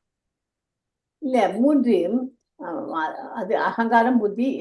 ஓகே, அகங்காரம், புத்தி, மனம், புத்தி, அகங்காரம். மனம். ஓகே, என்று குணங்களின் தோற்றத்திற்கு ஆகியவை உள்ளன. இவற்றை தொடர்ந்து கண்கள், காதுகள், மூக்கு, நாக்கு, தோல் என ஞானத்தை பெறுவதற்கு 5 புலன்கள் உள்ளன. பின்னர் குரல், கால்கள், கைகள், ஆசனவாய், பால் உறுப்பு என கர்மத்தை செய்வதற்கு 5 புலன்கள் உள்ளன. புலன்களுக்கு அப்பால் மனம் உள்ளது. உள்ளிருக்கக்கூடிய மனம் உள்ளிருக்கும் புலன் என்று கூறப்படுகிறது. எனவே மனம் உட்பட மொத்தம் 11 புலன்கள் உள்ளன. ஓகே, 11 புலன்கள் மனசில் பதிவு வச்சுக்குவோம். வாசனை, சுவை, உருவம், தொடு உணர்வு, ஒலி என 5 புலன் பொருள்கள் உள்ளன. இந்த 24 மூலகங்களும் இணைந்து செயல்களின் களம் என்று அறியப்படுகிறது. ஸோ செயல்களின் களத்துல எத்தனை இது இருக்கு? 24. இந்த 24 மூலமும் சேர்த்தது. இந்த 24 விஷயங்களை பற்றி ஒருவன் ஆராய்ந்து கற்றால் செயலின் களத்தை பற்றி நன்றாக புரிந்து கொள்ள முடியும். பிறகு விருப்பு, வெறுப்பு, இன்பம், துன்பம் முதலிய மாறுபாடுகள் உள்ளன. இவை ஸ்தூல உடலில் பஞ்சபூதங்களின் பிரதிநிதிகளாக உள்ளன. உணர்வின் மூலமாகவும் திடமான நம்பிக்கையின் மூலமாகவும் உணரப்படும் உயிரின் அறிகுறிகள் சூட்சும உடலில், அதாவது சூட்சும உடல்ல மனம், புத்தி, அகங்காரம் தோற்றமாகும். செயல்களின் களம் இந்த சூட்சும மூலப்பொருள்கள், இந்த சூட்சுமம் மூலப்பொருள்களையும் உள்ளடக்கியதாகும். களம் என்பது ஜட பொருளே. ஓகே, இதுதான் இங்க விவரமா இங்கிலீஷ்ல கொடுத்துருக்கு. இந்த டிரான்ஸ்லேஷன் பண்ணலைன்னா. ஸோ கேள்வி அஞ்சாவது கேள்வி. இப்போ 4 கேள்விக்கு ஆன்சர் கிடைச்சிருக்கு. 5வது கேள்விக்கு கிருஷ்ணரின் மேலும் பதில் அறிவு மற்றும் விடுதலையின் செயல்முறை. 8வது ஸ்லோகத்திலேருந்து 12வது ஸ்லோகம் வரைக்கும் இதை பத்தி படிக்கும். ஏஸ்மா 8, 9, 10. மாதாஜி, 8வது ஸ்லோகம் தான் அமானித்துவம். அது மாறி ஒரு slide. படிச்ச 8வது ஸ்லோகம் தான். அமானித்துவம் அதம்பித்துவம் மாறி இருக்கு. 9வது ஸ்லோகம் தான் இந்திரியாதேஷம். Okay okay. ஆமாம்மா, அந்த நம்பர் அப்படியே மாறிட்டு வரல, ஒரு நம்பர் கூட பண்ணுமே. சரி, 9, 10 கரெக்டா? 9, 9, 10, 11, 12. 9, 10, 11, 12 இதை படிச்சு. இந்திரியாதேஷு வைராக்கியம் இந்திரியாதேஷு வைராக்கியம் அனஹங்கார ஏவச்ச மன அஹங்கார ஏவ ச ஜன்ம மிருத்யுஜரா வியாதி ஜன்ம ஜன்ம மிருத்ய ஜரா வியாதி கதோஷானுதர்ஷனம் சுகதோஷ்ணானுதர்ஷனம் அசக்திர் அனபிஷ்வங்கஹ அசக்த்ரணாபிஷ்வங்கः த்ரதார கிருகாதிஷோ புத்ராரப்ரதேஷः நித்யம் ச சமசித்தத்வம் நித்யம் சமசித்தத்வம் சமசித்தத்வமிஷ் ஜானிஷ்டோபபத்திஷு இஷ்டானிஷ்டோபக்திஷு மயி சானன்ய யோகேன மயி சானன்யயோகேன பக்திரவ்யபிசாரிணி பக்திரவ்யபிசாரிணி விக்ததேச சேவித்வம் விவிக்ததேசகோவித்வம் அரதிர்ஜன சம்சதி அதிர்ஜன்மசன சம்சதி அத்யாத்மஞான நித்யத்வம் ஞானநித்யத்வம் ஸ்வஞானார்த்ததர்ஷனம் தத்வானார்த்ததர்சனம் ஏதத் ஞானம் இதி ப்ரோக்தம் ஞானமிதி ப்ரோக்தம் அஜ்ஞானம் யதோன்யதா அஞ்ஞானம் யதோதன்யதா. அவ்வளவுதானே வந்தது. இது 12, 13. அது அடுத்ததுல வரும். அடுத்த slide. ஏயம் யத்தத்ர வக்ஷ்யாமி ஏயம் ஏயம் யத்ர வக்ஷ்யாமி யஜ்ஞாத்வாமிருதம் அஷ்ணுதே யஜ்ஞாத்வாஸ்னமஸ்யதே அநாதிமத்பரம் பிரம்ம அநாதிமத்பரம் பிரம்ம ந சத்தன்னாசத் உச்யதே. அசத்தன்யாசமுச்யதே. தேங்க்யூ மாதாஜி. அதாவது அஹிம்சை என்பது உடலை கொல்லாமல் இருப்பது அல்லது அழிக்காமல் இருப்பது. அஹிம்சைன்னு வருது இல்லையா, அது 8வது ஸ்லோகத்துல படித்தது. ஓகே, அவர் அழிக்காமல் இருப்பது பொதுவாக உபயோகப்படுது. ஆனால் உண்மையில் அஹிம்சை என்றால் பிறரை துன்பத்திற்கு உள்ளாக்காமல் இருப்பது என்று பொருள். அஹிம்சைன்னா என்ன சொல்லுவோம்? எதையாவது ஒரு அனிமலை சாக எடுக்கக்கூடாது, அது மாதிரி அஹிம்சையை கடைபிடிக்கணும்னு சொல்லுவோம் இல்லையா. அஹிம்சைன்னா என்ன? மற்றவங்கள்ட்ட கொஞ்சம் கடிஞ்சு பேசி மற்றவங்களை மனசு கஷ்டப்பட வைக்கிறது இல்லையா, அதெல்லாமும் தப்பு. அதெல்லாமும் அஹிம்சைக்கு எதிரானது. அஹிம்சை என்பது அதாவது ஒரு கொல்லாமல் இருப்பது, அழிக்காமல் இருப்பது, அது மாத்திரம் இல்லை. உண்மையில் அஹிம்சை என்றால் பிறரை துன்பத்திற்கு உள்ளாக்காமல் இருப்பது என்று பொருள். ஓகே, எளிமை என்றால் கபடத்தனமின்றி தனது எதிரிக்கு கூட உண்மையை வெளிப்படுத்தும் அளவிற்கு நேர்மையானவராக இருக்க வேண்டும். அதுதான் எளிமை. எளிமை என்னன்னா, ரொம்ப சிம்பிளா ட்ரெஸ் பண்ணியிருந்துக்கேன், நான் ஒண்ணுமே இதுக்குள்ள சாப்பிட்றதும் இல்லை, இதுக்குள்ள சிம்பிளா இருக்கேன், அதுதான் எளிமையா இருக்கேன் அப்படின்னு சொல்லுவோம். அது பேர் எளிமை இல்லை. எளிமைன்னா என்ன? மற்ற வாழ்க்கெல்லாம் நமக்கு எதிரிக்கு கூட நம்ம பொய் சொல்லாம நேர்மையா இருக்கிற அந்த இதுல போனாதான் அது பேர் தான் எளிமைன்னு சொல்றான். கபடத்தனம் இருக்கக்கூடாது. பொய் அகங்காரம் என்பது தன்னை இந்த உடலாக ஏற்றுக்கொள்வதை குறிக்கும். நான் இந்த உடல் அல்ல, ஆன்மீக ஆத்மா என்பதை புரிந்து கொள்ளும் போது ஒருவன் உண்மையான அகங்காரத்தின் நிலைக்கு வருகிறான். நான் இந்த உடல் அல்ல, ஆத்மா. அகங்காரம் எப்போதும் உள்ளது. பொய் அகங்காரம் மட்டுமே கண்டனம் செய்யப்படுகிறது. அகங்காரம் இருக்கணும், ஆனா பொய் அகங்காரம் தான் கண்டிக்கப்படுகிறது.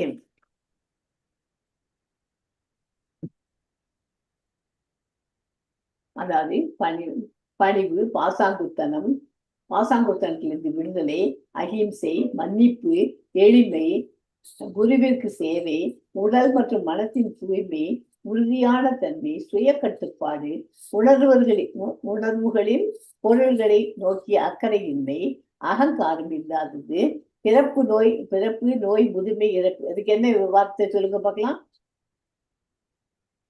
எஸ், சிவகாமி மாதாஜி, ஜெயஸ்ரீ மாதாஜிக்கு தெரிஞ்சிருக்கும். இவங்களுக்கு சிவகாமி மாதாஜி, இந்திராணி மாதாஜி சொல்லுங்க பார்க்கலாம். பிறப்பு, நோய், முதுமை, இறப்பு. இப்ப படிச்சோம் இந்த ஸ்லோகத்துல ஒரு லைன்ல வருது, ஜன்ம மிருத்யு ஜராவியாதி. அதுதான் பிறப்பு, நோய், முதுமை, இறப்பு. ஜன்ம மிருத்யு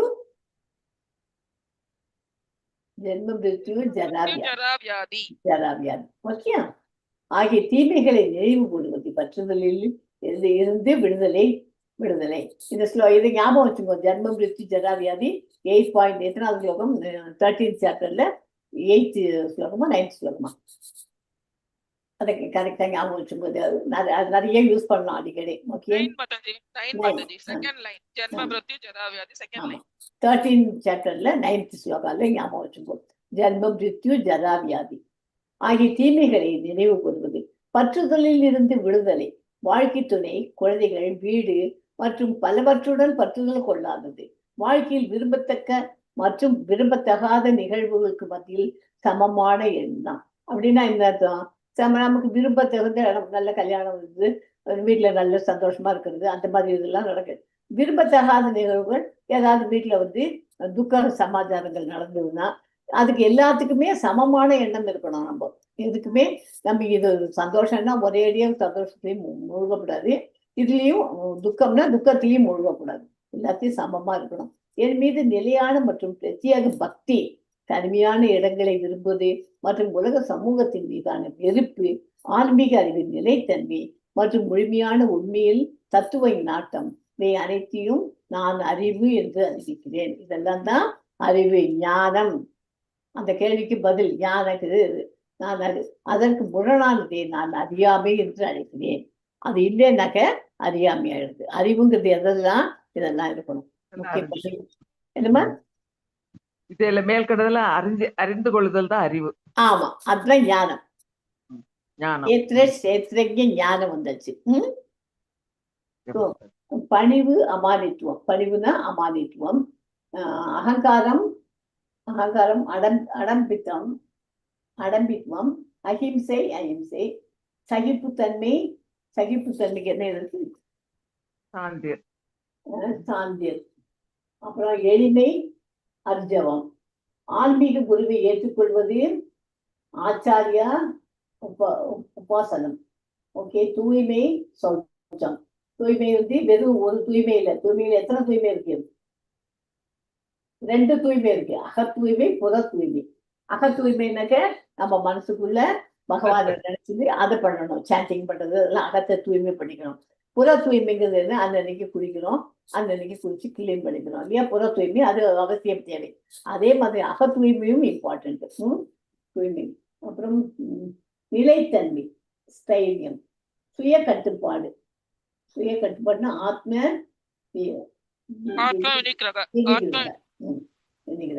புலன்களை துரத்தல், இந்திரிய தவறான ஈகோ இல்லாதது, அகங்காரம். தீமையில் உணர்வுகள், ஜன்ம மிருத்யு ஜராவியாதி. தீமையின் உணர்வுகள்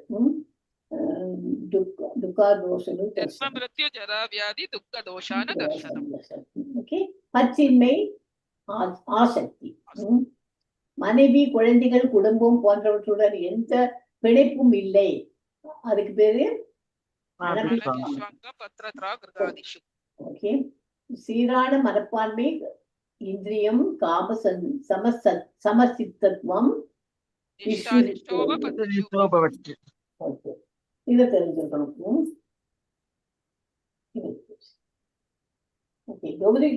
அப்படின்னா அந்த பணிவு, அதுக்கு பத்தி இதுக்கு மீனிங் இந்த பக்கம் போட்டுருக்கு. கௌரவிக்கப்படுவதில் திருப்தி அடைய கவலைப்படக்கூடாது. அதுதான் அமானித்துவம். நீங்கள் உடல் அல்ல என்பதை புரிந்து கொள்வதுதான் அகங்காரம். எனவே மானமும் அவமானமும் ஒன்றே. மக்களை ஆன்மீக அறிவுக்கு உயர்த்தாவிட்டால் ஒருவர் வன்முறையை பயிற்சி செய்கிறார். அதுதான் அகிம்சை. மற்றவர்களிடமிருந்து வரும் அவமானத்தையும் தாங்கிக் கொள்ள பழக வேண்டும். எதிரிகளுக்கு கூட உண்மையை வெளிப்படுத்தும் அளவுக்கு நேரடியானது இது எளிமை. அர்ஜவம் இது அவசியம். ஆன்மீக குருவை நமக்குன்னு ஒரு ஆன்மீக குரு இருக்கும், அதை ஏற்றுக்க வேண்டியது அவசியம். குளித்தல், அதாவது தூய்மைக்கு சௌச்சம், குளித்தல் வெளிப்புறம், ஜபம் பண்றது உள்புறம். அப்புறம் நிலைத்தன்மை, தைரியம், ஆன்மீக வாழ்வில் முன்னேற்றம் அடைவது. ஆன்மீக முன்னேற்றத்துக்கு சாதகமற்ற எதையும் நிராகரிக்கவும், புலன்களை கட்டுப்படுத்தவும், நிராகரிக்கவும். அதுதான் சுய கட்டுப்பாடு. அப்புறம் தேவையற்ற கோரிக்கைகளை நிறைவேற்றாமல் உடல் தகுதிக்கு ஏற்ப வைத்திருப்பதில் மட்டுமே திருப்தி அடைதல். வைராகியம். நான் இந்த உடல் அல்ல, மனம் என்பதை நிராகரித்து நான் கிருஷ்ணரின் வேலைக்காரனில் என்பதை ஏற்றுக்கொள்ளுங்கள். அதுதான் தவறான ஈகோ இல்லாமல் இருக்கிறது. அதுதான் முறையான மூலத்திலிருந்து இவற்றை பற்றி தொடர்ந்து கேளுங்கள். பொருள் வாழ்க்கையில் வெறுப்படைத்து விடுங்கள். பொருள் வாழ்க்கை இருக்கக்கூடாது. கோடியும் எல்லாவற்றையும் தியாகம் செய்ய தயாராக இருங்கள். நீங்கள் அதை ஒரு சுப முறையில் செய்ய முடிந்தால் அதை பயிற்சி செய்ய வேண்டும். ஆனால்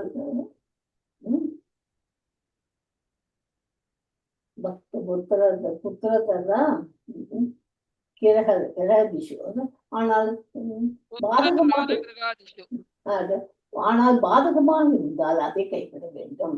அடுத்தது லாஸ்ட் ஒன், பொருள் லாபம் அல்லது இழப்பில் மகிழ்ச்சி அடையவோ அல்லது வருத்தப்படவோ கூடாது. ஓகே, ஸோ இதை எழுதி வச்சு இதை ஸ்கிரீன்ஷாட் எடுத்துக்கோ. இது ஒவ்வொன்றுக்கும் மீனிங் என்னன்னு படிச்சு வச்சுக்கோ. இது ரொம்ப இம்பார்ட்டன்ட். இதுவும் ஸோ தனிமையான இடத்தில் வாழ ஆசைப்படுதல், அதுக்கு என்ன பேரு? விவிக்த தேச சேவித்வம். பொருள் சார்ந்த மக்களுடன் கலக்க விரும்பாதது, பக்தர்களின் சங்கத்தில் வாழுங்கள். ஓகே, பொதுமக்களிடமிருந்து பற்றற்ற தன்மை, ஆராதில் ஜனசம்சாதி, மேலே குறிப்பிட்டபடி மேலே சொல்லப்பட்டிருக்கான். சுய உணர்வின் முக்கியத்துவத்தை ஏற்றுக்கொள்தல், அத்தியாத்ம ஞானம். தேவையற்ற விளையாட்டு, சினிமா செல்வது, பக்தியற்ற சமூக நடவடிக்கைகளை கைவிடுங்கள். நேரத்தை வீணாக்குவதை தவிர்க்கவும். ஓகே, தத்துவ தேடல், தத்துவ ஞானார்த்த தர்சனம், பயனற்ற ஆராய்ச்சி மற்றும் தத்துவ தலைப்புகளை நிராகரிக்க.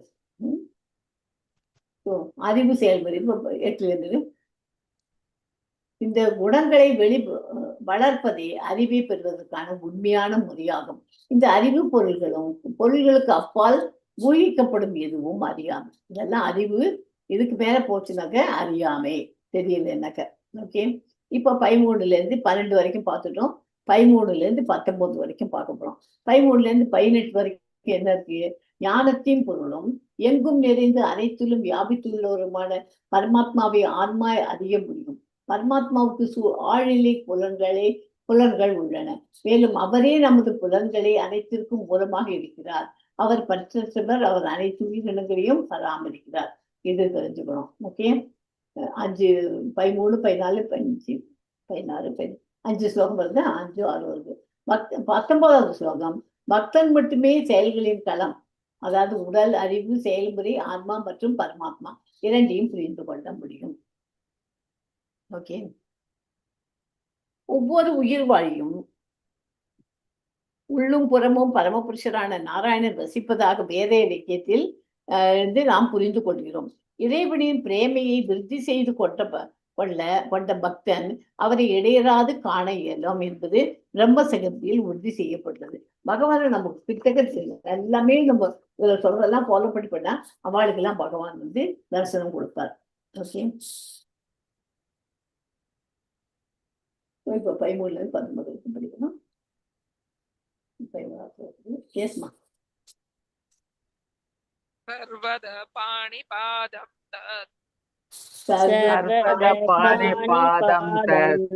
சர்வதோஷி சிரோமுகம் सर्वदोषिरोमुखम् मुखं सर्वदा स्मृतिमल्लोके सर्वदा सर्वरश्रुतिमल्लोके त्वमावृत्य तिष्ठति सर्वमावृत्य तिष्ठति எல்லா இடங்களிலும் அவருடைய கைகளும் கால்களும் அவருடைய கண்களும் தலைகளும் முகங்களும் உள்ளன. எல்லா இடங்களிலும் அவருக்கு காதுகள் உள்ளன. இவ்வாறாக பரமாத்மா எல்லாவற்றிலும் வியாபித்திருக்கிறார். எல்லா இடத்துலயும் இருக்கார். இப்போ சொல்லுவாரு, தூணிலும் இருப்பார், குடிப்பிலும் இருப்பார், எங்க வேணாலும் இருப்பார் அவரு. இப்ப நம்ம பேசுறது இங்க கிளாஸ் நடக்குறது அவருக்கு தெரியும். அதே மாதிரி நீங்க நான் 3 பேர் தான் கேட்டது அதுவும் தெரியும் அவருக்கு. எல்லாமே அவருக்கு தெரிஞ்சதுனால அது பரமாத்மா, ஆத்மாவுக்கும் பரமாத்மாவுக்கும் உள்ள மிக மிக மிக பெரிய வித்தியாசம் அதுதான்.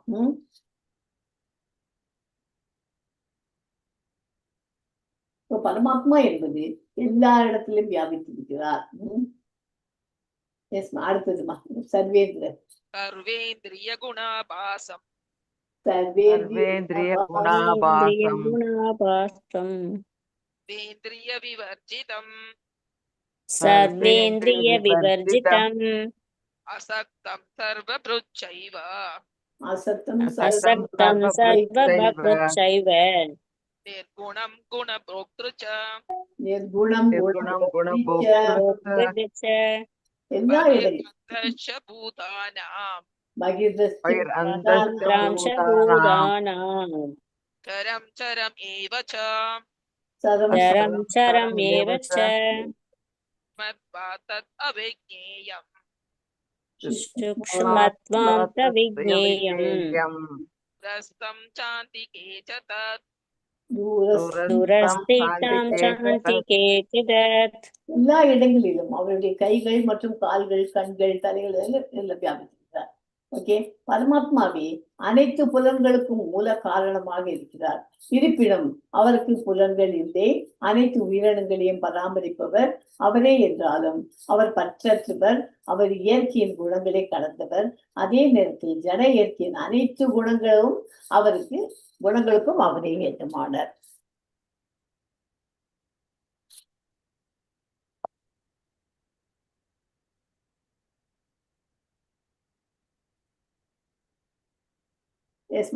அவிபக்தம் अविभक्तं च भूतेषु अविभक्तं विभक्तम् इव संस्थितं विभक्तं बोधपत्तृ च तच्छ्रेयम् बोधपत्तृ च ज्ञेयम् विष्णु प्रभ विष्णु च विष्णु प्रभ विष्णु च உயர்ந்த உண்மை அகத்திலும் புறத்திலும் அசையும் மற்றும் அசையாதவற்றிலும் உள்ளது. அவர் ஜட புலன்களின் சக்திக்கு அப்பாற்பட்டவர். பார்ப்பதற்கும் அறிந்து கொள்வதற்கும் அவர் தகுதியற்றவர். வெகு தொலைவில் இருந்தாலும் அவர் அனைவருக்கும் அருகிலும் இருக்கிறார். அவர் நம்ம எங்கேயோ உலகம் இருந்தாலும் எங்கேயோ ஒரு காரணம் நம்ம நினைச்சிட்டு இருக்கோம் இல்லையா? எங்க இருந்தாலும் அவர் எல்லாருக்கிட்டையும் இதயத்திலயும் இருக்கார். எல்லாருக்கிட்டையும் என்ன நடக்குது எல்லாத்தையும் பார்த்துதான் இருக்காரு. Yes, ma'am. Jyotisham abhitach jyotis Jyotisham abhitach jyotis tamasa paramuchyate ज्ञानं ज्ञेयं ज्ञानगम्यं हृदि सर्वस्य विष्ठितं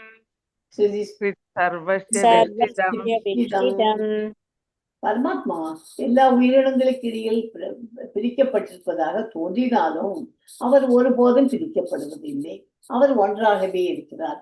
அவர் ஒவ்வொரு உயிரினத்தையும் பராமரிப்பவராகவும் இருந்தாலும் அவர் அனைத்தையும் விழுங்கி வளர்க்கிறார் என்பதையும் புரிந்து கொள்ள வேண்டும். எல்லாத்தையும் அவர் தான் கவனிச்சுட்டு இருக்கார். சூரியன், சந்திரன், நட்சத்திரங்கள் முதலிய பிரகாசிக்கும் பொருள்கள் எல்லாவற்றிற்கும் ஒளியின் மூலமாக இருப்பது பரமபுருஷ பகவான் ஆவார். பகவானான பரமாத்மாவே பகவானின் தேஜஸினால் ஆன்மீக உலகில் சூரியன், சந்திரனுக்கு அவசியம் இல்லை. ஆன்மீக உலகில நமக்கு அவசியமே இல்லை. சூரியன், சந்திரன் அவசியம் இல்லை. ஏன்னா பகவானே தேஜஸோட இருக்கார் அப்படின்னு. அதேதான் இங்கிலீஷ்ல கொடுத்துருக்கேன்.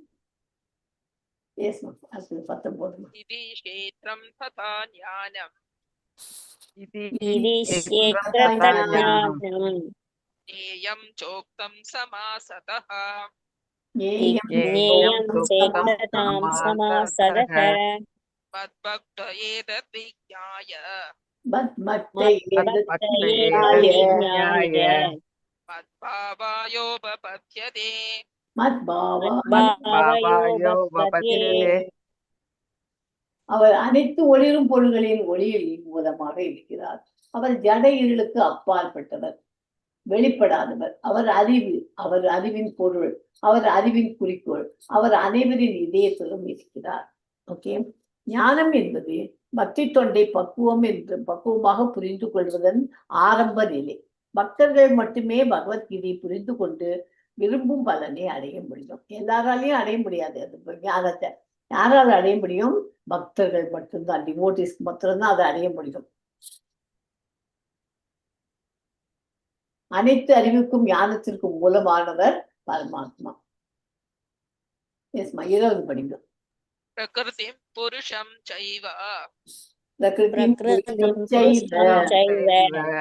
विद्यनाधि उपापि विद्यनाति उभावपि विकारां च गुणां चैव विकारां विकारां च गुणां चैव विद्धि प्रकृतिसम्भवान् विद्धि प्रकृति संभवान्. प्रकृतिसम्भवान् களமாகி உடல் ஜட இயற்கையால் ஆனது.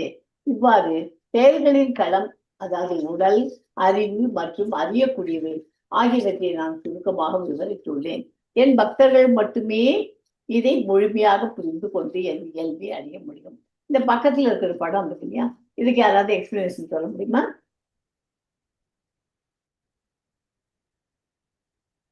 தெரியுமா? 2 பேர்ட்ஸ் இருக்கு. என்ன, நம்ம இதயத்துல ஆத்மாவும் பரமாத்மாவும் உட்காந்துருக்காரு, அது மாதிரி நினைச்சுக்கோ. அது கீழே இந்த ஆத்மாவானது அந்த பழத்தை கொத்தி திங்கிறதுக்கு போய் பார்க்கறது பண்றது. அதை பரமாத்மா கூடவே இருந்து பாக்குறாரு. யாருமே பார்க்கலன்னு நீ நினைச்சு இந்த ஆத்மா பழத்தை திங்க முடியாது. கூடவே பரமாத்மாவும் பார்க்கிறார். அதாவது ஆத்மாவோட கூடவே ஜோடி போட்டு எப்போதுமே பரமாத்மா இருப்பார் அப்படிங்கிறதுக்காக அந்த படம்.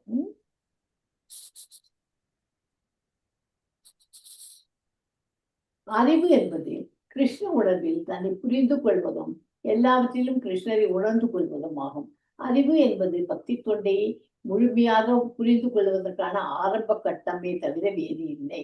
விஞ்ஞானம் அறிபவர், அறியக்கூடியவர் மற்றும் அறியும் செயல்முறை அறிவின் அறிவியல் அல்லது விஞ்ஞானம் என்று அழைக்கப்படுகிறது. ஓகே, இப்ப படிச்சதுதான் அதை டிரான்ஸ்லேஷன் கொஞ்சம் பண்ணியிருக்கேன், பார்ப்பேன்.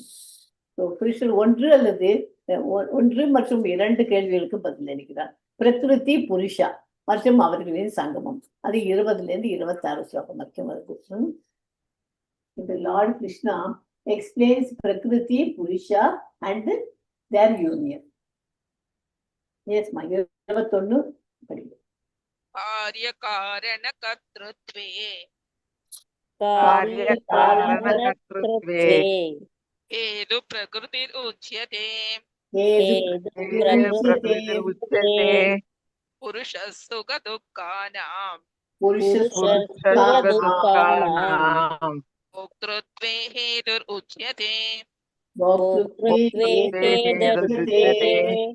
ஜட இயற்கையும் உயிர் வாழ்களும் தொடக்கமற்றவை என்று புரிந்து கொள்ளப்பட வேண்டும். அவற்றின் மாற்றங்களும் ஜடத்தின் குணங்களும் ஜட இயற்கையின் விளைபொருள்களே. ஓகே, உயிர் வாழ்களின் மத்தியில் உடல் மற்றும் புலன்களின் பல்வேறு தோற்றங்களுக்கு ஜட இயற்கையே காரணம். 84 லட்சம் வகையான வேறுபாடான உயிரினங்கள் உள்ளன. ஸ்வரூப நிலையில் ஆனந்தத்திற்கு பஞ்சமே இல்லை. அதுவே அவரது உண்மையான நிலை. பரமபுருஷர் உயிர்வாழியின் மீது மிகவும் கருணை உடையவராக இருப்பதால் பரமாத்மாவின் உருவில் அவர் எப்போதும் எல்லா சூழ்நிலையிலும் ஜீவாத்மாவுடன் இருக்கிறார். அவர் பரமாத்மாவுக்கு ஜீவாத்மாவை அவர் படைச்சதுனால அவர் எல்லா ஜீவாத்மாக்களோடையும் கூடவே பரமாத்மா இருக்கிறார், நம்மளோட சேர்ந்து. எஸ்மா 22 தானே? ஆமா. புருஷ पुरुष प्रकृतिस्थोगी புருஷ पुरुष प्रकृतिस्थोगी प्रकृतिस्थोगी भुङ्क्ते प्रकृतिजान् गुणान् புக்- ते புக்தி प्रकृतिजान् प्रकृतिजान् गुणान् गुणान् कारणं गुणसङ्गोऽस्य காரணம் कारणं गुणसङ्गोऽस्य गुणसङ्गोऽस्य तदसत्यो निजन्मषु சத்த सदा சத்தை सत्यो सत्यो निजन्मसु निजन्मसु உயிர் வாழிகள் எவ்வாறு ஒரு உடலிலிருந்து மற்றொரு உடலிற்கு மாற்றமடைகின்றனர் என்பதை அறிந்து கொள்ள இந்த ஸ்லோகம் மிகவும் முக்கியமானதாகும். ஜட இயற்கையின் குணங்களால் இருந்து உயர்வு பெற்று தெய்வீக நிலையில் நிலை பெற வேண்டும். இதுவே கிருஷ்ண உணர்வு எனப்படும். ஒருவர் கிருஷ்ண உணர்வில் நிலைப்படுத்தும் வரை ஒரு உடலில் இருந்து மறு உடலுக்கு மாறும்படி ஜடசக்தி உணர்வு அவரை பலப்படுத்தும். இயற்கையை அனைத்து ஜட செயலுக்கும் காரணங்களுக்கும் விளைவுகளுக்கும் காரணம் என்று கூறப்படுகிறது. அதே சமயம் உயிர் வாழியே இந்த உலகில் பல்வேறு துன்பங்களுக்கும் இன்பங்களுக்கும் காரணம் என்று கூறப்படுகிறது இல்லையா? நம்ம உயிர் வாழ்ந்தது நம்ம இன்ப துன்பங்களுக்கு எல்லாம் நம்ம அனுபவிக்கிறோம். அதுக்கெல்லாம் காரணம் யாரு? நம்ம பண்றதுதான், ஆத்மாதான் இல்லையா? இந்த துன்பங்களுக்கு அதனால நம்ம பண்ற துன்பங்கள் இன்ப துன்பங்களுக்கு இன்பங்கள்லாம் ஜாஸ்தி அனுபவிச்சுட்டு மெட்டீரியல் பௌதிகத்திலேயே நம்ம நாட்டத்தோட இருந்தாக்க நமக்கு மறுபெருமை வரும். பகவானை போய் நம்ம அடையணும்னாக்க எல்லாத்தையும் துறந்து நம்ம பகவானுக்கிட்ட போக முடியும். அப்பதான் பௌதிகத்திலேருந்து நம்ம ஆன்மீகத்துக்கு அப்பதான் வர முடியும். எஸ் 23 படிங்க. उपद्रष्टानुमन्दाच उपद्रष्टानुमन्दाश्च भर्ता भोक्ता महेश्वरः பக்தா भर्ता போக்தா भोक्ता மகேஸ்வரः महेश्वरः परमात्मेति चाप्युक्तो परमात्मेति चाप्युक्तो देहेऽस्मिन् पुरुषः परः தேஜேஸ்மின் देहेऽस्मिन् पुरुषः परः இவ்வாறு ஜட இயற்கையில் வாழும் உயிர் வாழி இயற்கையின் 3 குணங்களை அனுபவித்து வாழ்க்கை முறைகளை பின்பற்றுகிறான். இது அந்த ஜட இயற்கையுடனான அவனது தொடர்பு காரணமாகும். இவ்வாறு அவன் பல்வேறு உயிரினங்களிடையே நன்மை தீமைகளை சந்திக்கிறான். புரியுறதுல ஜீவாத்மாவுடன் எப்போதும் வீற்றிருக்கும் பரமாத்மா பரம புருஷரின் பிரதிநிதி என்று இங்கே குறிப்பிடப்பட்டுள்ளது. ஒரு சாதாரண உயிர் வாழி அல்ல ஜீவாத்மா. ஒரு குறிப்பிட்ட களத்தின் செயல்களை அனுபவிக்கின்றான். ஆனால் பரமாத்மா எல்லைக்குட்பட்ட அனுபவிப்பாளராகவோ உடலின் செயல்களில் பங்கு கொள்பவராகவோ வீற்றிருப்பது இல்லை. அவர் சாட்சாயிகளாகவும் அனுபவிப்பாளராகவும் வீற்றுள்ளார். ஓகேயா? அப்ப ஒவ்வொருவரோட இதயத்திலையும் பண்றதுக்கு சாட்சி, அதுக்காக தான் அவர் வீற்றிருக்கிறார் ஒவ்வொருத்தருக்கும். ஸோ இதுதான் 22 3 முறைகளில் வாழ்க்கை முறையை உயிர் வாழி பின்பற்றுகிறது. அனுபவிக்க ஆசை புருஷனுக்கும் பிரதிக்கும் இடையே பிணைப்பை உருவாக்குகிறது. ஜட இயற்கையுடனான தொடர்பு பல்வேறு உயிரினங்களிடையே வெவ்வேறு நன்மை தீமைகளை வழிவகுக்கிறது. எஸ் 24 य एवं वेत्ति पुरुषम् ஏவம் वेत्ति पुरुषम् प्रकृतिं च गुणैः सह பிரகிருதிம் प्रकृतिं च गुणैः सह सर्वदा वर्तमानोऽपि சர்வதா वर्तमानोऽपि न च भूयोऽपि जायते न च भूयोऽपि जायते ஜட இயற்கை பரமாத்மா ஜீவாத்மா மற்றும் இவர்களுக்கு இடையிலான தொடர்பு ஆகியவற்றை பற்றி ஒருவன் தெளிவாக புரிந்து கொண்டால் முக்தி அடைவதற்கு தகுதி பெற்று அவன் ஆன்மீக சூழ்நிலைக்கு திரும்புகிறான். இந்த ஜட இயற்கையானது திரும்பி வரும்படி அவனை பலவந்தப்படுத்துவது இல்லை. இதுவே ஞானத்தின் பலன். ஞானத்தினோட பலன் என்ன? ஜட இயற்கையை பரமாத்மா ஜீவாத்மா இவர்களுக்கு இடையிலான தொடர்பு இதை பத்தி ஒருத்தன் புரிஞ்சுண்டானா அவனுக்கு முக்தி அடைவதற்கு வாய்ப்பு இருக்கிறது. இருப்பினும் இந்த உடலில் இன்னொருவர் இருக்கிறார், ஒரு உன்னத அனுபவிப்பாளர். அவர் இறைவன் உயர்ந்த உரிமையாளர், மேற்பார்வையாளராகவும் அனுபவிப்பவராகவும் இருக்கிறார். மேலும் அவர்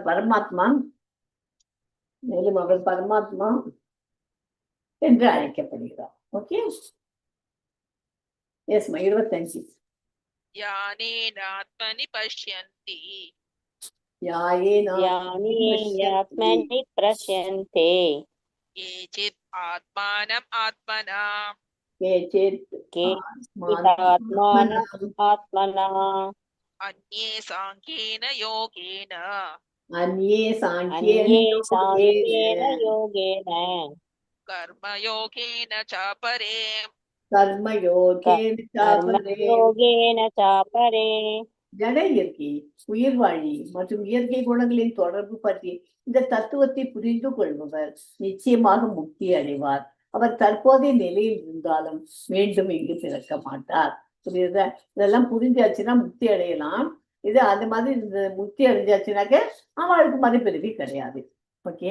பரமபுருஷ பகவானின் பக்தர்கள் மட்டுமே ஆன்மீக அறிவிற்கு தகுதியுடையவர்கள். சாங்கிய தத்துவவாதிகள் இந்த ஜட உலகத்தில் 24 மூலக்கூறுகளாக ஆராய்கிறார்கள். மேலும் ஜீவாத்மாவின் 25வது விஷயமாக ஜீவாத்மாவை வைக்கிறார்கள்.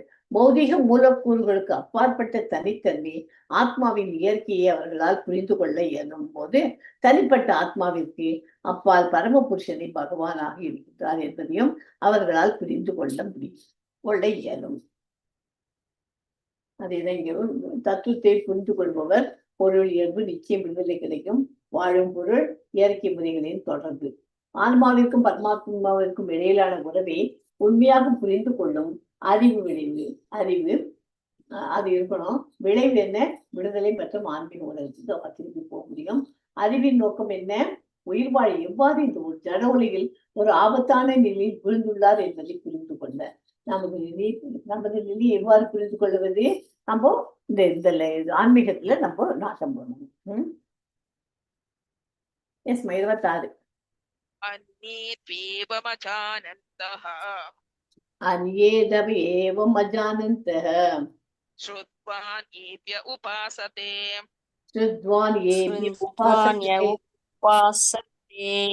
தேபி சாதிதரந்தேவ ஏதி சதந்தேவ மிருத்யம் ஸ்ருதிபராயணாः மிருத்யம் ஸ்ருதிபராயணாः.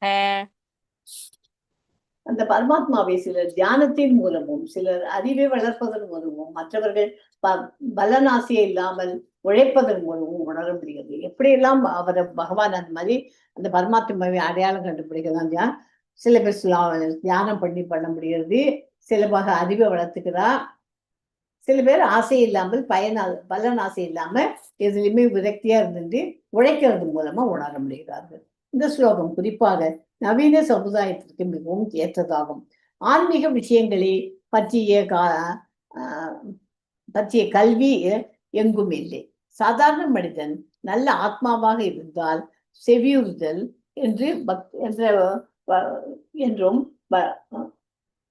என்னும் வழிமுறை மூலம் முன்னேற்றம் அடைவதற்கான வாய்ப்பு அவனுக்கு உள்ளது. அதனால நம்ம முன்னேறணும்னாக்க செவியுறுதல், அதாவது ஸ்மரணம் எல்லாமே படிச்சிருக்கோம் இல்லையா, அதுதான் முக்கியமானது.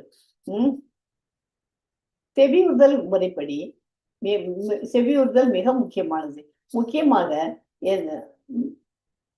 முக்கியமாக பகவான் சைத்தன்ய உபதேசித்தபடி ஹரே கிருஷ்ணா மகாமந்திரத்தை தெய்வீக சப்தத்தை கேட்க வேண்டும். செவியுறுதல் என்னும் வழிமுறை பலமாக பரிந்துரைக்கப்படுகிறது. காது கொடுத்து கேட்டாலே எங்கேயாவது உபன்யாசம் நடக்கிறது, பகவத்கீதை பாகவதம் கிளாஸ் இருக்கும், நம்ம போய் படிச்சு எல்லாம் பண்ணணும்னு இல்லை, அதை காதுக்குள்ள கேட்டாலே அதுவே டபுள் புண்ணியம் மாதிரி. ஓகேயா? அதனால எங்க நடந்தாலும் எது இருந்தாலும் மிஸ் பண்ணாதீங்க. ஓகே. பகவானின் பக்தர்கள் ஆன்மீக புரிதலில் சிறந்த நிலையில் உள்ளனர். ஏனென்றால் ஜட இயற்கையின் அப்பால் ஆன்மீக உலகம் மற்றும் பரமாத்மாவாக விரிவடைந்து இருப்பதையும் அவர்கள் அறிவார்கள். 27. யாவத் சஞ்சாயதே கிஞ்சித் சத்வம் தாவர ஜங்கமம் ஸ்தாவர ஜங்கமம் க்ஷேத்ர சம்யோகாத் க்ஷேத்ர சம்போகாத் तद्विद्धि परदर्शभ तद्विद्धि परदर्शः ஆன்மீக அறிவை பற்றி நன்கு அறிந்திராவிட்டாலும் மற்றவர்களிடமிருந்து அவரை பற்றி கேள்விப்பட்டவுடன் பரமபுருஷரை வணங்க தொடங்குபவர்களும் உள்ளனர். அதிகாரிகளிடமிருந்து கேட்கும் போக்கின் காரணமாக அவர்கள் பிறப்பு மற்றும் இறப்பு பாதையையும் கடந்து செல்கிறார்கள். அவளுக்கு அதெல்லாம் உட்காந்து யார்த்தையாவது உட்காந்து பக்கத்துல இருக்க பழக்கையே பாருங்க, உட்காந்து யாராவது ஏதாவது சொல்லி கொடுத்தானா அதை உட்காந்து கேட்கிறான் காது கொடுத்து. நமக்கு அவளுக்கு ஒன்றும் தெரியாட்டாலும் ஏதோ ஒன்று கேட்டுட்டு அது மாதிரி பண்றான். அந்த அதிகாரிகள் சொல்லித்தரதை கேட்டு அது மாதிரி அவங்க அதனால பிறப்பு இருப்பு பாதி, அதனால அவளுக்கு மறுபடியும் பிறப்பு இருப்பே இல்லாத போயிடுது. ஜட இயற்கையும் ஆமா மாறி வருது. ஆமா கரெக்ட். ஆமா நிறையவே மாறிட்டு வருது. ஜட இயற்கையும் உயிர் வாழியும் பிரபஞ்சம் படைக்கப்படுவதற்கு முன்பிலிருந்தே இருக்கின்றன. அவைகள் எல்லாம் உயிர் வாழியும் ஜட இயற்கையும் கலந்த கலவையாகும். என்னவெல்லாம் படைக்கப்படுகின்றனவோ அவையெல்லாம் உயிர் வாழும் ஜட இயற்கையும் கலந்த கலவையாகும். மரங்கள், மலைகள், குன்றுகள், அசையாத தோற்றங்கள் உள்ளன. அசையும் தோற்றங்கள் பல உள்ளன. உயர் இயற்கையான உயிர் வாழியின் தொடர்பின்றி எதுவும் வளர இயலாது. ஜட இயற்கையின் உயர்ந்த இயற்கையாக வைக்கப்படுகிறது. ஜட இயற்கை தான் உயர்ந்த இயற்கையும் வைக்கப்படுகிறது. ஞான சக்ஷுஷா இந்த லாஸ்ட்ல 27-35 வரைக்கும் ஞான சக்ஷுஷான்னு என்ன பார்வை, ஞானத்தினால அறிவினோட பார்வை. அவருக்கு முதல்ல 11th சாப்டர்ல என்ன படித்தோம், என்ன சக்ஷுஷா பார்த்தோம், அவருக்கு கண்ணு கொடுத்தது இல்லையா, அதுக்கு பேர் என்ன, திவ்ய சக்ஷுஷா. யாருக்கு, அர்ஜுனனுக்கு அவர் கொடுக்குறாரு இல்லையா, அவர் விஸ்வரூப தரிசனத்தை பார்க்கறதுக்கு அவருக்கு ஆர்டினரி கண்ணு போடுறாதுன்னு ஒரு 3D கிளாஸஸ் மாதிரி ஒண்ணு கொடுத்தாரு. அந்த கிளாஸஸ் தான் திவ்ய சக்ஷுஷா. அதே மாதிரி இங்க 27 35 வரைக்கும் ஞான சக்ஷுஷா இது தெரிஞ்சு வச்சுக்கோ, அறிவின் பார்வை. ஆன்மீக உணர்வை பெற்ற ஒருவர் எல்லா சூழ்நிலைகளையும் ஆன்மாவையும் வேறுபடுத்தி பார்க்க முடியும். அந்த ஆன்மீக சூழல் உணர்வு அது கிடைச்சுட்டுன்னு வச்சுக்கோ. ஆன்மீக உணர்வு நமக்கு அது கிடைச்சாச்சுன்னா எல்லாத்தையும் ஆன்மானா என்ன, பரமாத்மானா என்ன, நான் உடல் இல்லை ஆத்மா அப்படின்றது நமக்கு புரிஞ்சு போயிடும். எஸ்மா 28மா. சமம் சர்வேஷு பூதேஷு சமம் சர்வேஷு பூதேஷு திஷ்டந்தம் பரமேஸ்வரம் வினஷ்யத்வ வினஷ்யந்தம் வினஷ்யதஸ்ய வினஷ்யந்தம் யப்பஷ்யதி ச பஷ்யதி யப்பஷ்யதி ச பஷ்யதி.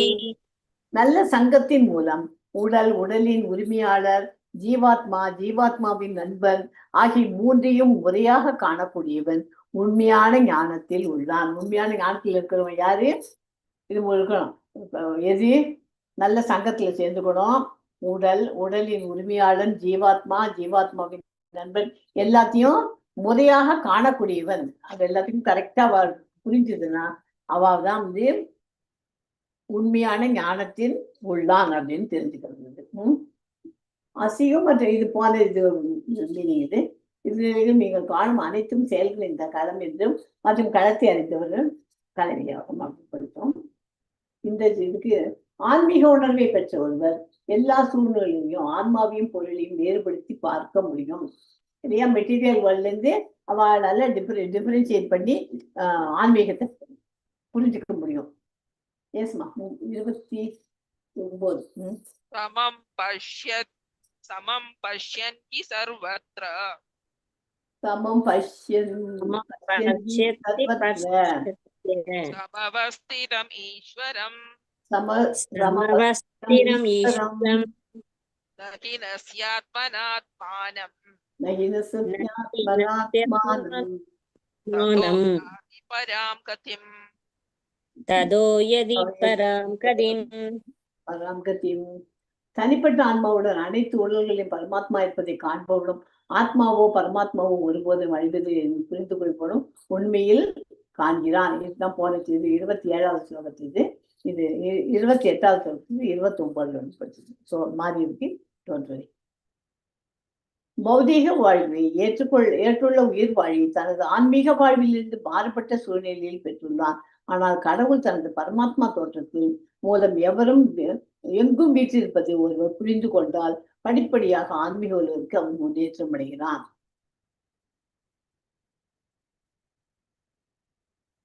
இதுவும் அதேதான். இங்கிலீஷ்ல இருக்கு. பேசுமா 30வது ஸ்லோகம்.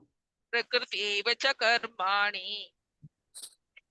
प्रकृत्यैव एव च कर्माणि क्रियमाणानि सर्वशः क्रियमाणानि कर्माणि सर्वतः यः पश्यति तदात्मानम् यः पश्यति तदात्मानम् अकर्तारं च पश्यति कर्तारं पश्यति.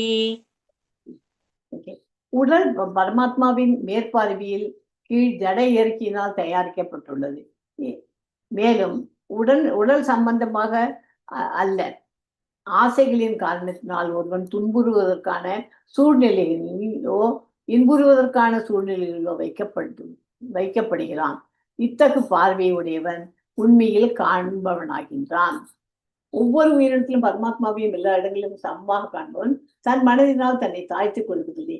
இவ்வாறு அவன் தெய்வீக இலக்கை அடைகிறான். இதுவும் அதுதான் இங்கிலீஷ்ல.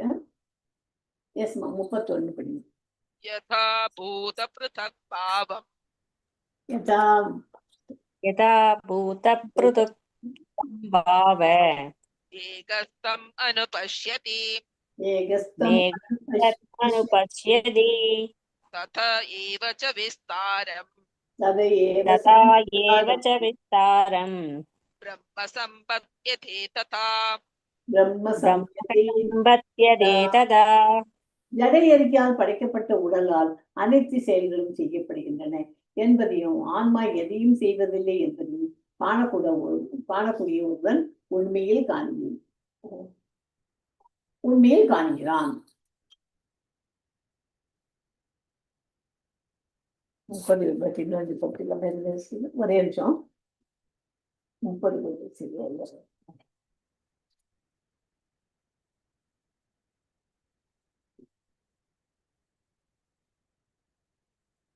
ஒரே ஒரு செகண்ட்.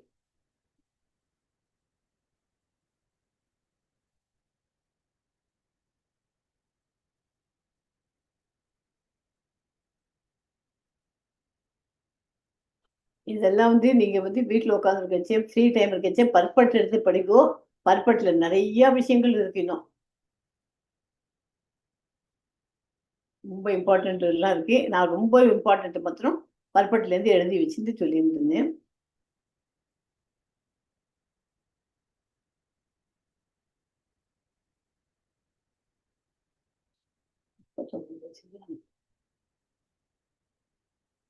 ஒரே ஒரு செகண்ட்.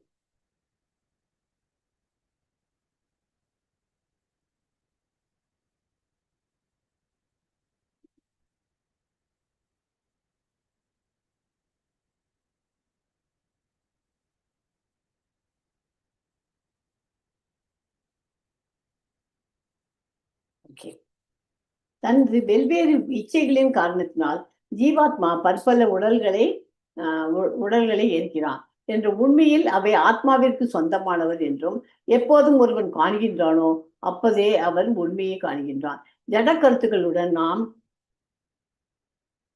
கருத்துக்களுடன் நாம் வாழ்க்கை வாழும்போது சிலரை தேவராக சிலரை மனிதனாக நாயாக பூனியாக காண்கிறோம். இது பௌதீக பார்வை, உண்மையான பார்வை என்ன? இந்த ஜட வேறுபாடுகள் வாழ்வை பற்றிய ஜட கருத்துக்களினால் எழுபவை. ஜட உடல் அழிவுற்ற பின் ஆத்மா ஒன்றே. ஆன்மீக ஆத்மா ஜட இயற்கையின் தொடர்பினால் பல்வேறு விதமான உடல்களை அடைகிறது.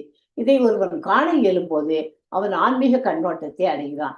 இவ்வாறாக மனிதன் மிருகம், பெரியவன், சிறியவன் போன்ற வேறுபாடுகளில் இருந்து விடுபட்டு தனது உணர்வினை தூய்மைப்படுத்தி தனது ஆன்மீக அடையாளத்தினை கிருஷ்ண உணர்வில் அபிவிருத்தி செய்ய முடியும். அதன் பின்னர் ஒருவன் எவ்வாறு விஷயங்களை காண்பான் என்பது இதுல தெரியுது. 32வது ஸ்லோகத்தில் செல்லும். ஓகே 32 படிங்கம்மா சத்தி. அநாதித்வா நிர்குணத்வாத் அநாதித்வன் நிர்குணாவத் பரமாத்மாயமவ்யயः பரமாத்மாயா शरीरस्थोऽपि कौन्तेय शरीरस्थोऽपि कौन्तेय न करोति न लिप्यते न करोति न लिप्यते. ஒரு புத்திசாலி மனிதன் வெவ்வேறு ஜட உடல்களாலும் வெவ்வேறு அடையாளங்களாலும் காண்பதை நிறுத்திவிட்டு உயிரினங்களை எல்லாம் எல்லா இடங்களிலும் எவ்வாறு விரிவடைகின்றன என்பதை காணும்போது அவன் பிரம்ம கருத்தை அடைகிறான். நித்தியமான பார்வையுடையவர்கள் அழிவற்ற ஆத்மா தெய்வீகமானது, நித்தியமானது, இயற்கையின் குணங்களுக்கு அப்பாற்பட்டது என்பதை காண முடியும். ஜட உலகின் தொடர்பில் இருந்தால் கூட அர்ஜுனா ஆத்மா எதையும் செய்வதோ பயப்படுவதில்லை. ஜட உடல் பிறவி எடுப்பதால் உயிர் வாழியும் பிறப்பதாக தோன்றலாம். ஆனால் உண்மையில் உயிர் வாழி நித்தியமானவன் அல்ல. அவன் பிறப்பற்றவன். ஜட உலகில் இருந்தாலும் கூட அவன் நித்தியமானவனும் தெய்வீகமானவனும் ஆவான். எனவே அவன் அழிக்கப்பட முடியாதவன். இயற்கையிலேயே அவன் ஆனந்தமயமானவன். அவன் தன்னை எந்த செயல்களிலும் ஈடுபடுத்திக் கொள்வதில்லை. எனவே ஜட உடல்களின் தொடர்பினால் ஆற்றப்படும் செயல்கள் அவையை பந்தப்படுத்துவது இல்லை. ஓகே, அதுதான் இங்கிலீஷ்ல இருக்கீங்க. எஸ்மா 33. यथा सर्वगतं सौख्यं यात् यदा सर्वगतं आकाशं लोपलिप्यते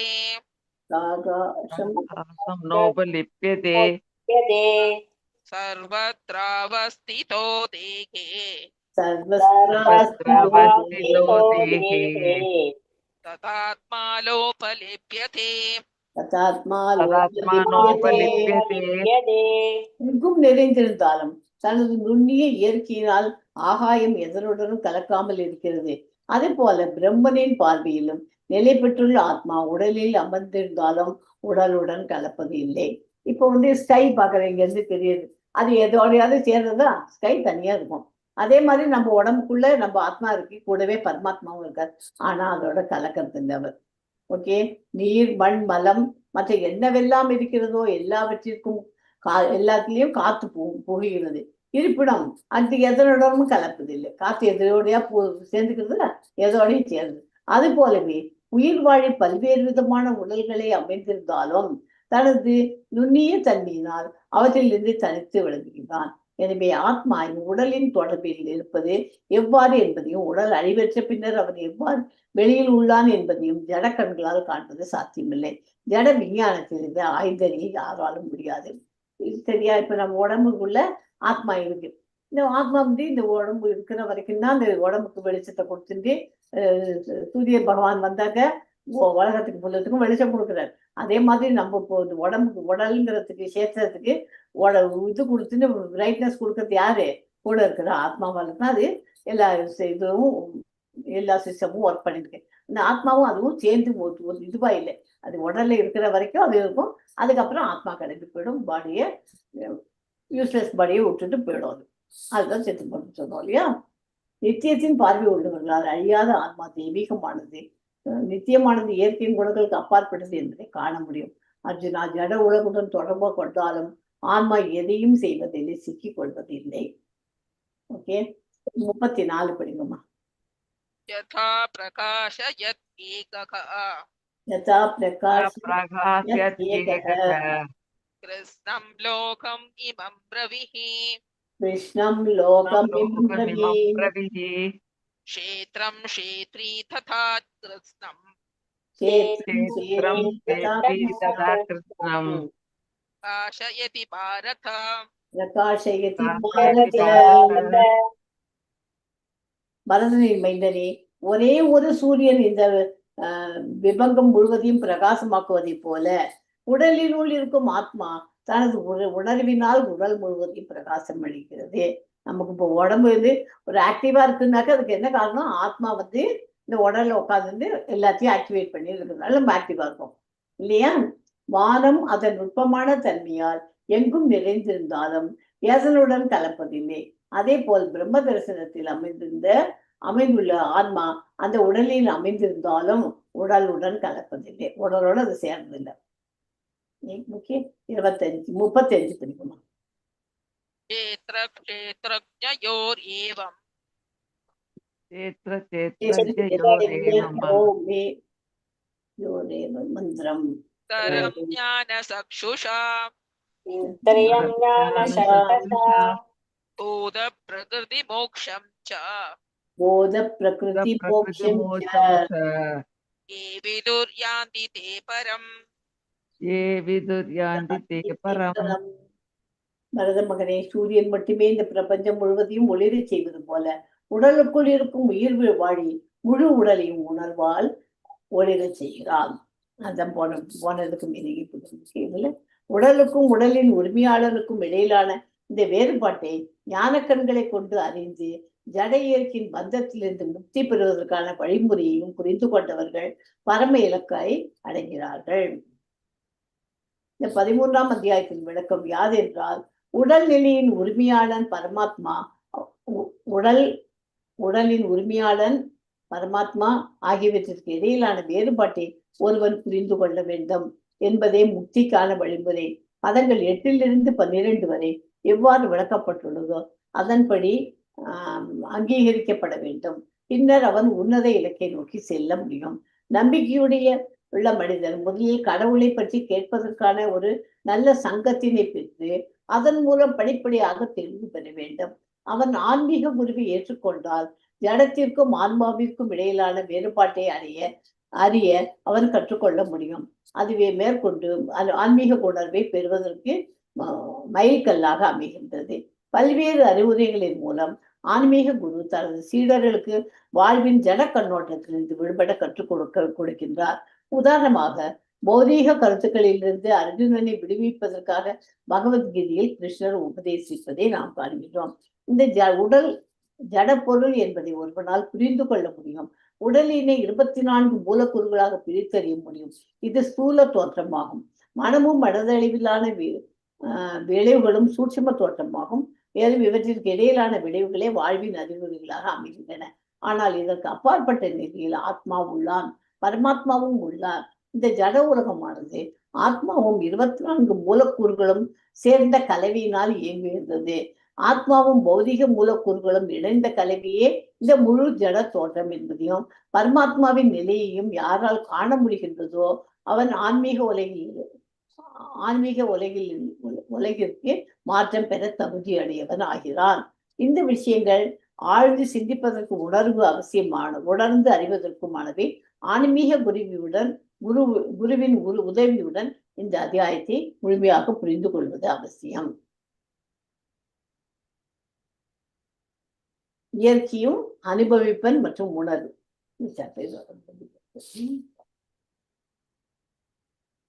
உடலுக்கும் முடிச்சிருக்கோம். ஓம் ஸ்ரீமத் பகவத்கீதாசோ ஓம் தத்சத் இதி ஸ்ரீமத் பகவத்கீதாசோ உபனிஷஸ்தோ பிரம்ம வித்யாயாம் யோகசாஸ்திரே ஸ்ரீ கிருஷ்ணார்ஜுன சம்வாதே க்ஷேத்ர க்ஷேத்ரஜ்ஞயோ விபாக யோகோ நாம 13 அத்தியாயः. ஹரே கிருஷ்ணா கிருஷ்ண கிருஷ்ண ஹரே ஹரே, ஹரே ராம ராம ராம ஹரே ஹரே. ஹரே கிருஷ்ணா. உடலுக்கும் உடலின் உரிமையாளருக்கும் இடையிலான வேறுபாட்டை அறிந்தே பார்த்து இந்த அடிமைத்தனிலிருந்து விடுதலை பெறும் செயல்முறையை புரிந்து கொள்ளக்கூடிய ஒருவர் உயர்ந்த இலக்கை அடைகிறார். ஓகேயா? நம்ம படிச்சோம் அது இங்கிலீஷ்ல. ஸோ இந்த சாப்டர் இதோட முடியாது. 35 ஸ்லோகங்கள் மொத்தம். பிரகிருதி, புருஷன் மற்றும் அவர்களின் ஒன்றியம், ஞான சக்ஷுஷா, அறிவின் பார்வை. பாஞ்சாகல்ப கிருபா சிந்துபியவச்ச பதித்தானாம் பாவனேபியோ வைஷ்ணவேபியோ நமோ நமக. ஹரே கிருஷ்ணா கிருஷ்ண கிருஷ்ண ஹரே ஹரே, ஹரே ராம ராம ராம ஹரே ஹரே. ஹரே கிருஷ்ண. மாதாஜி.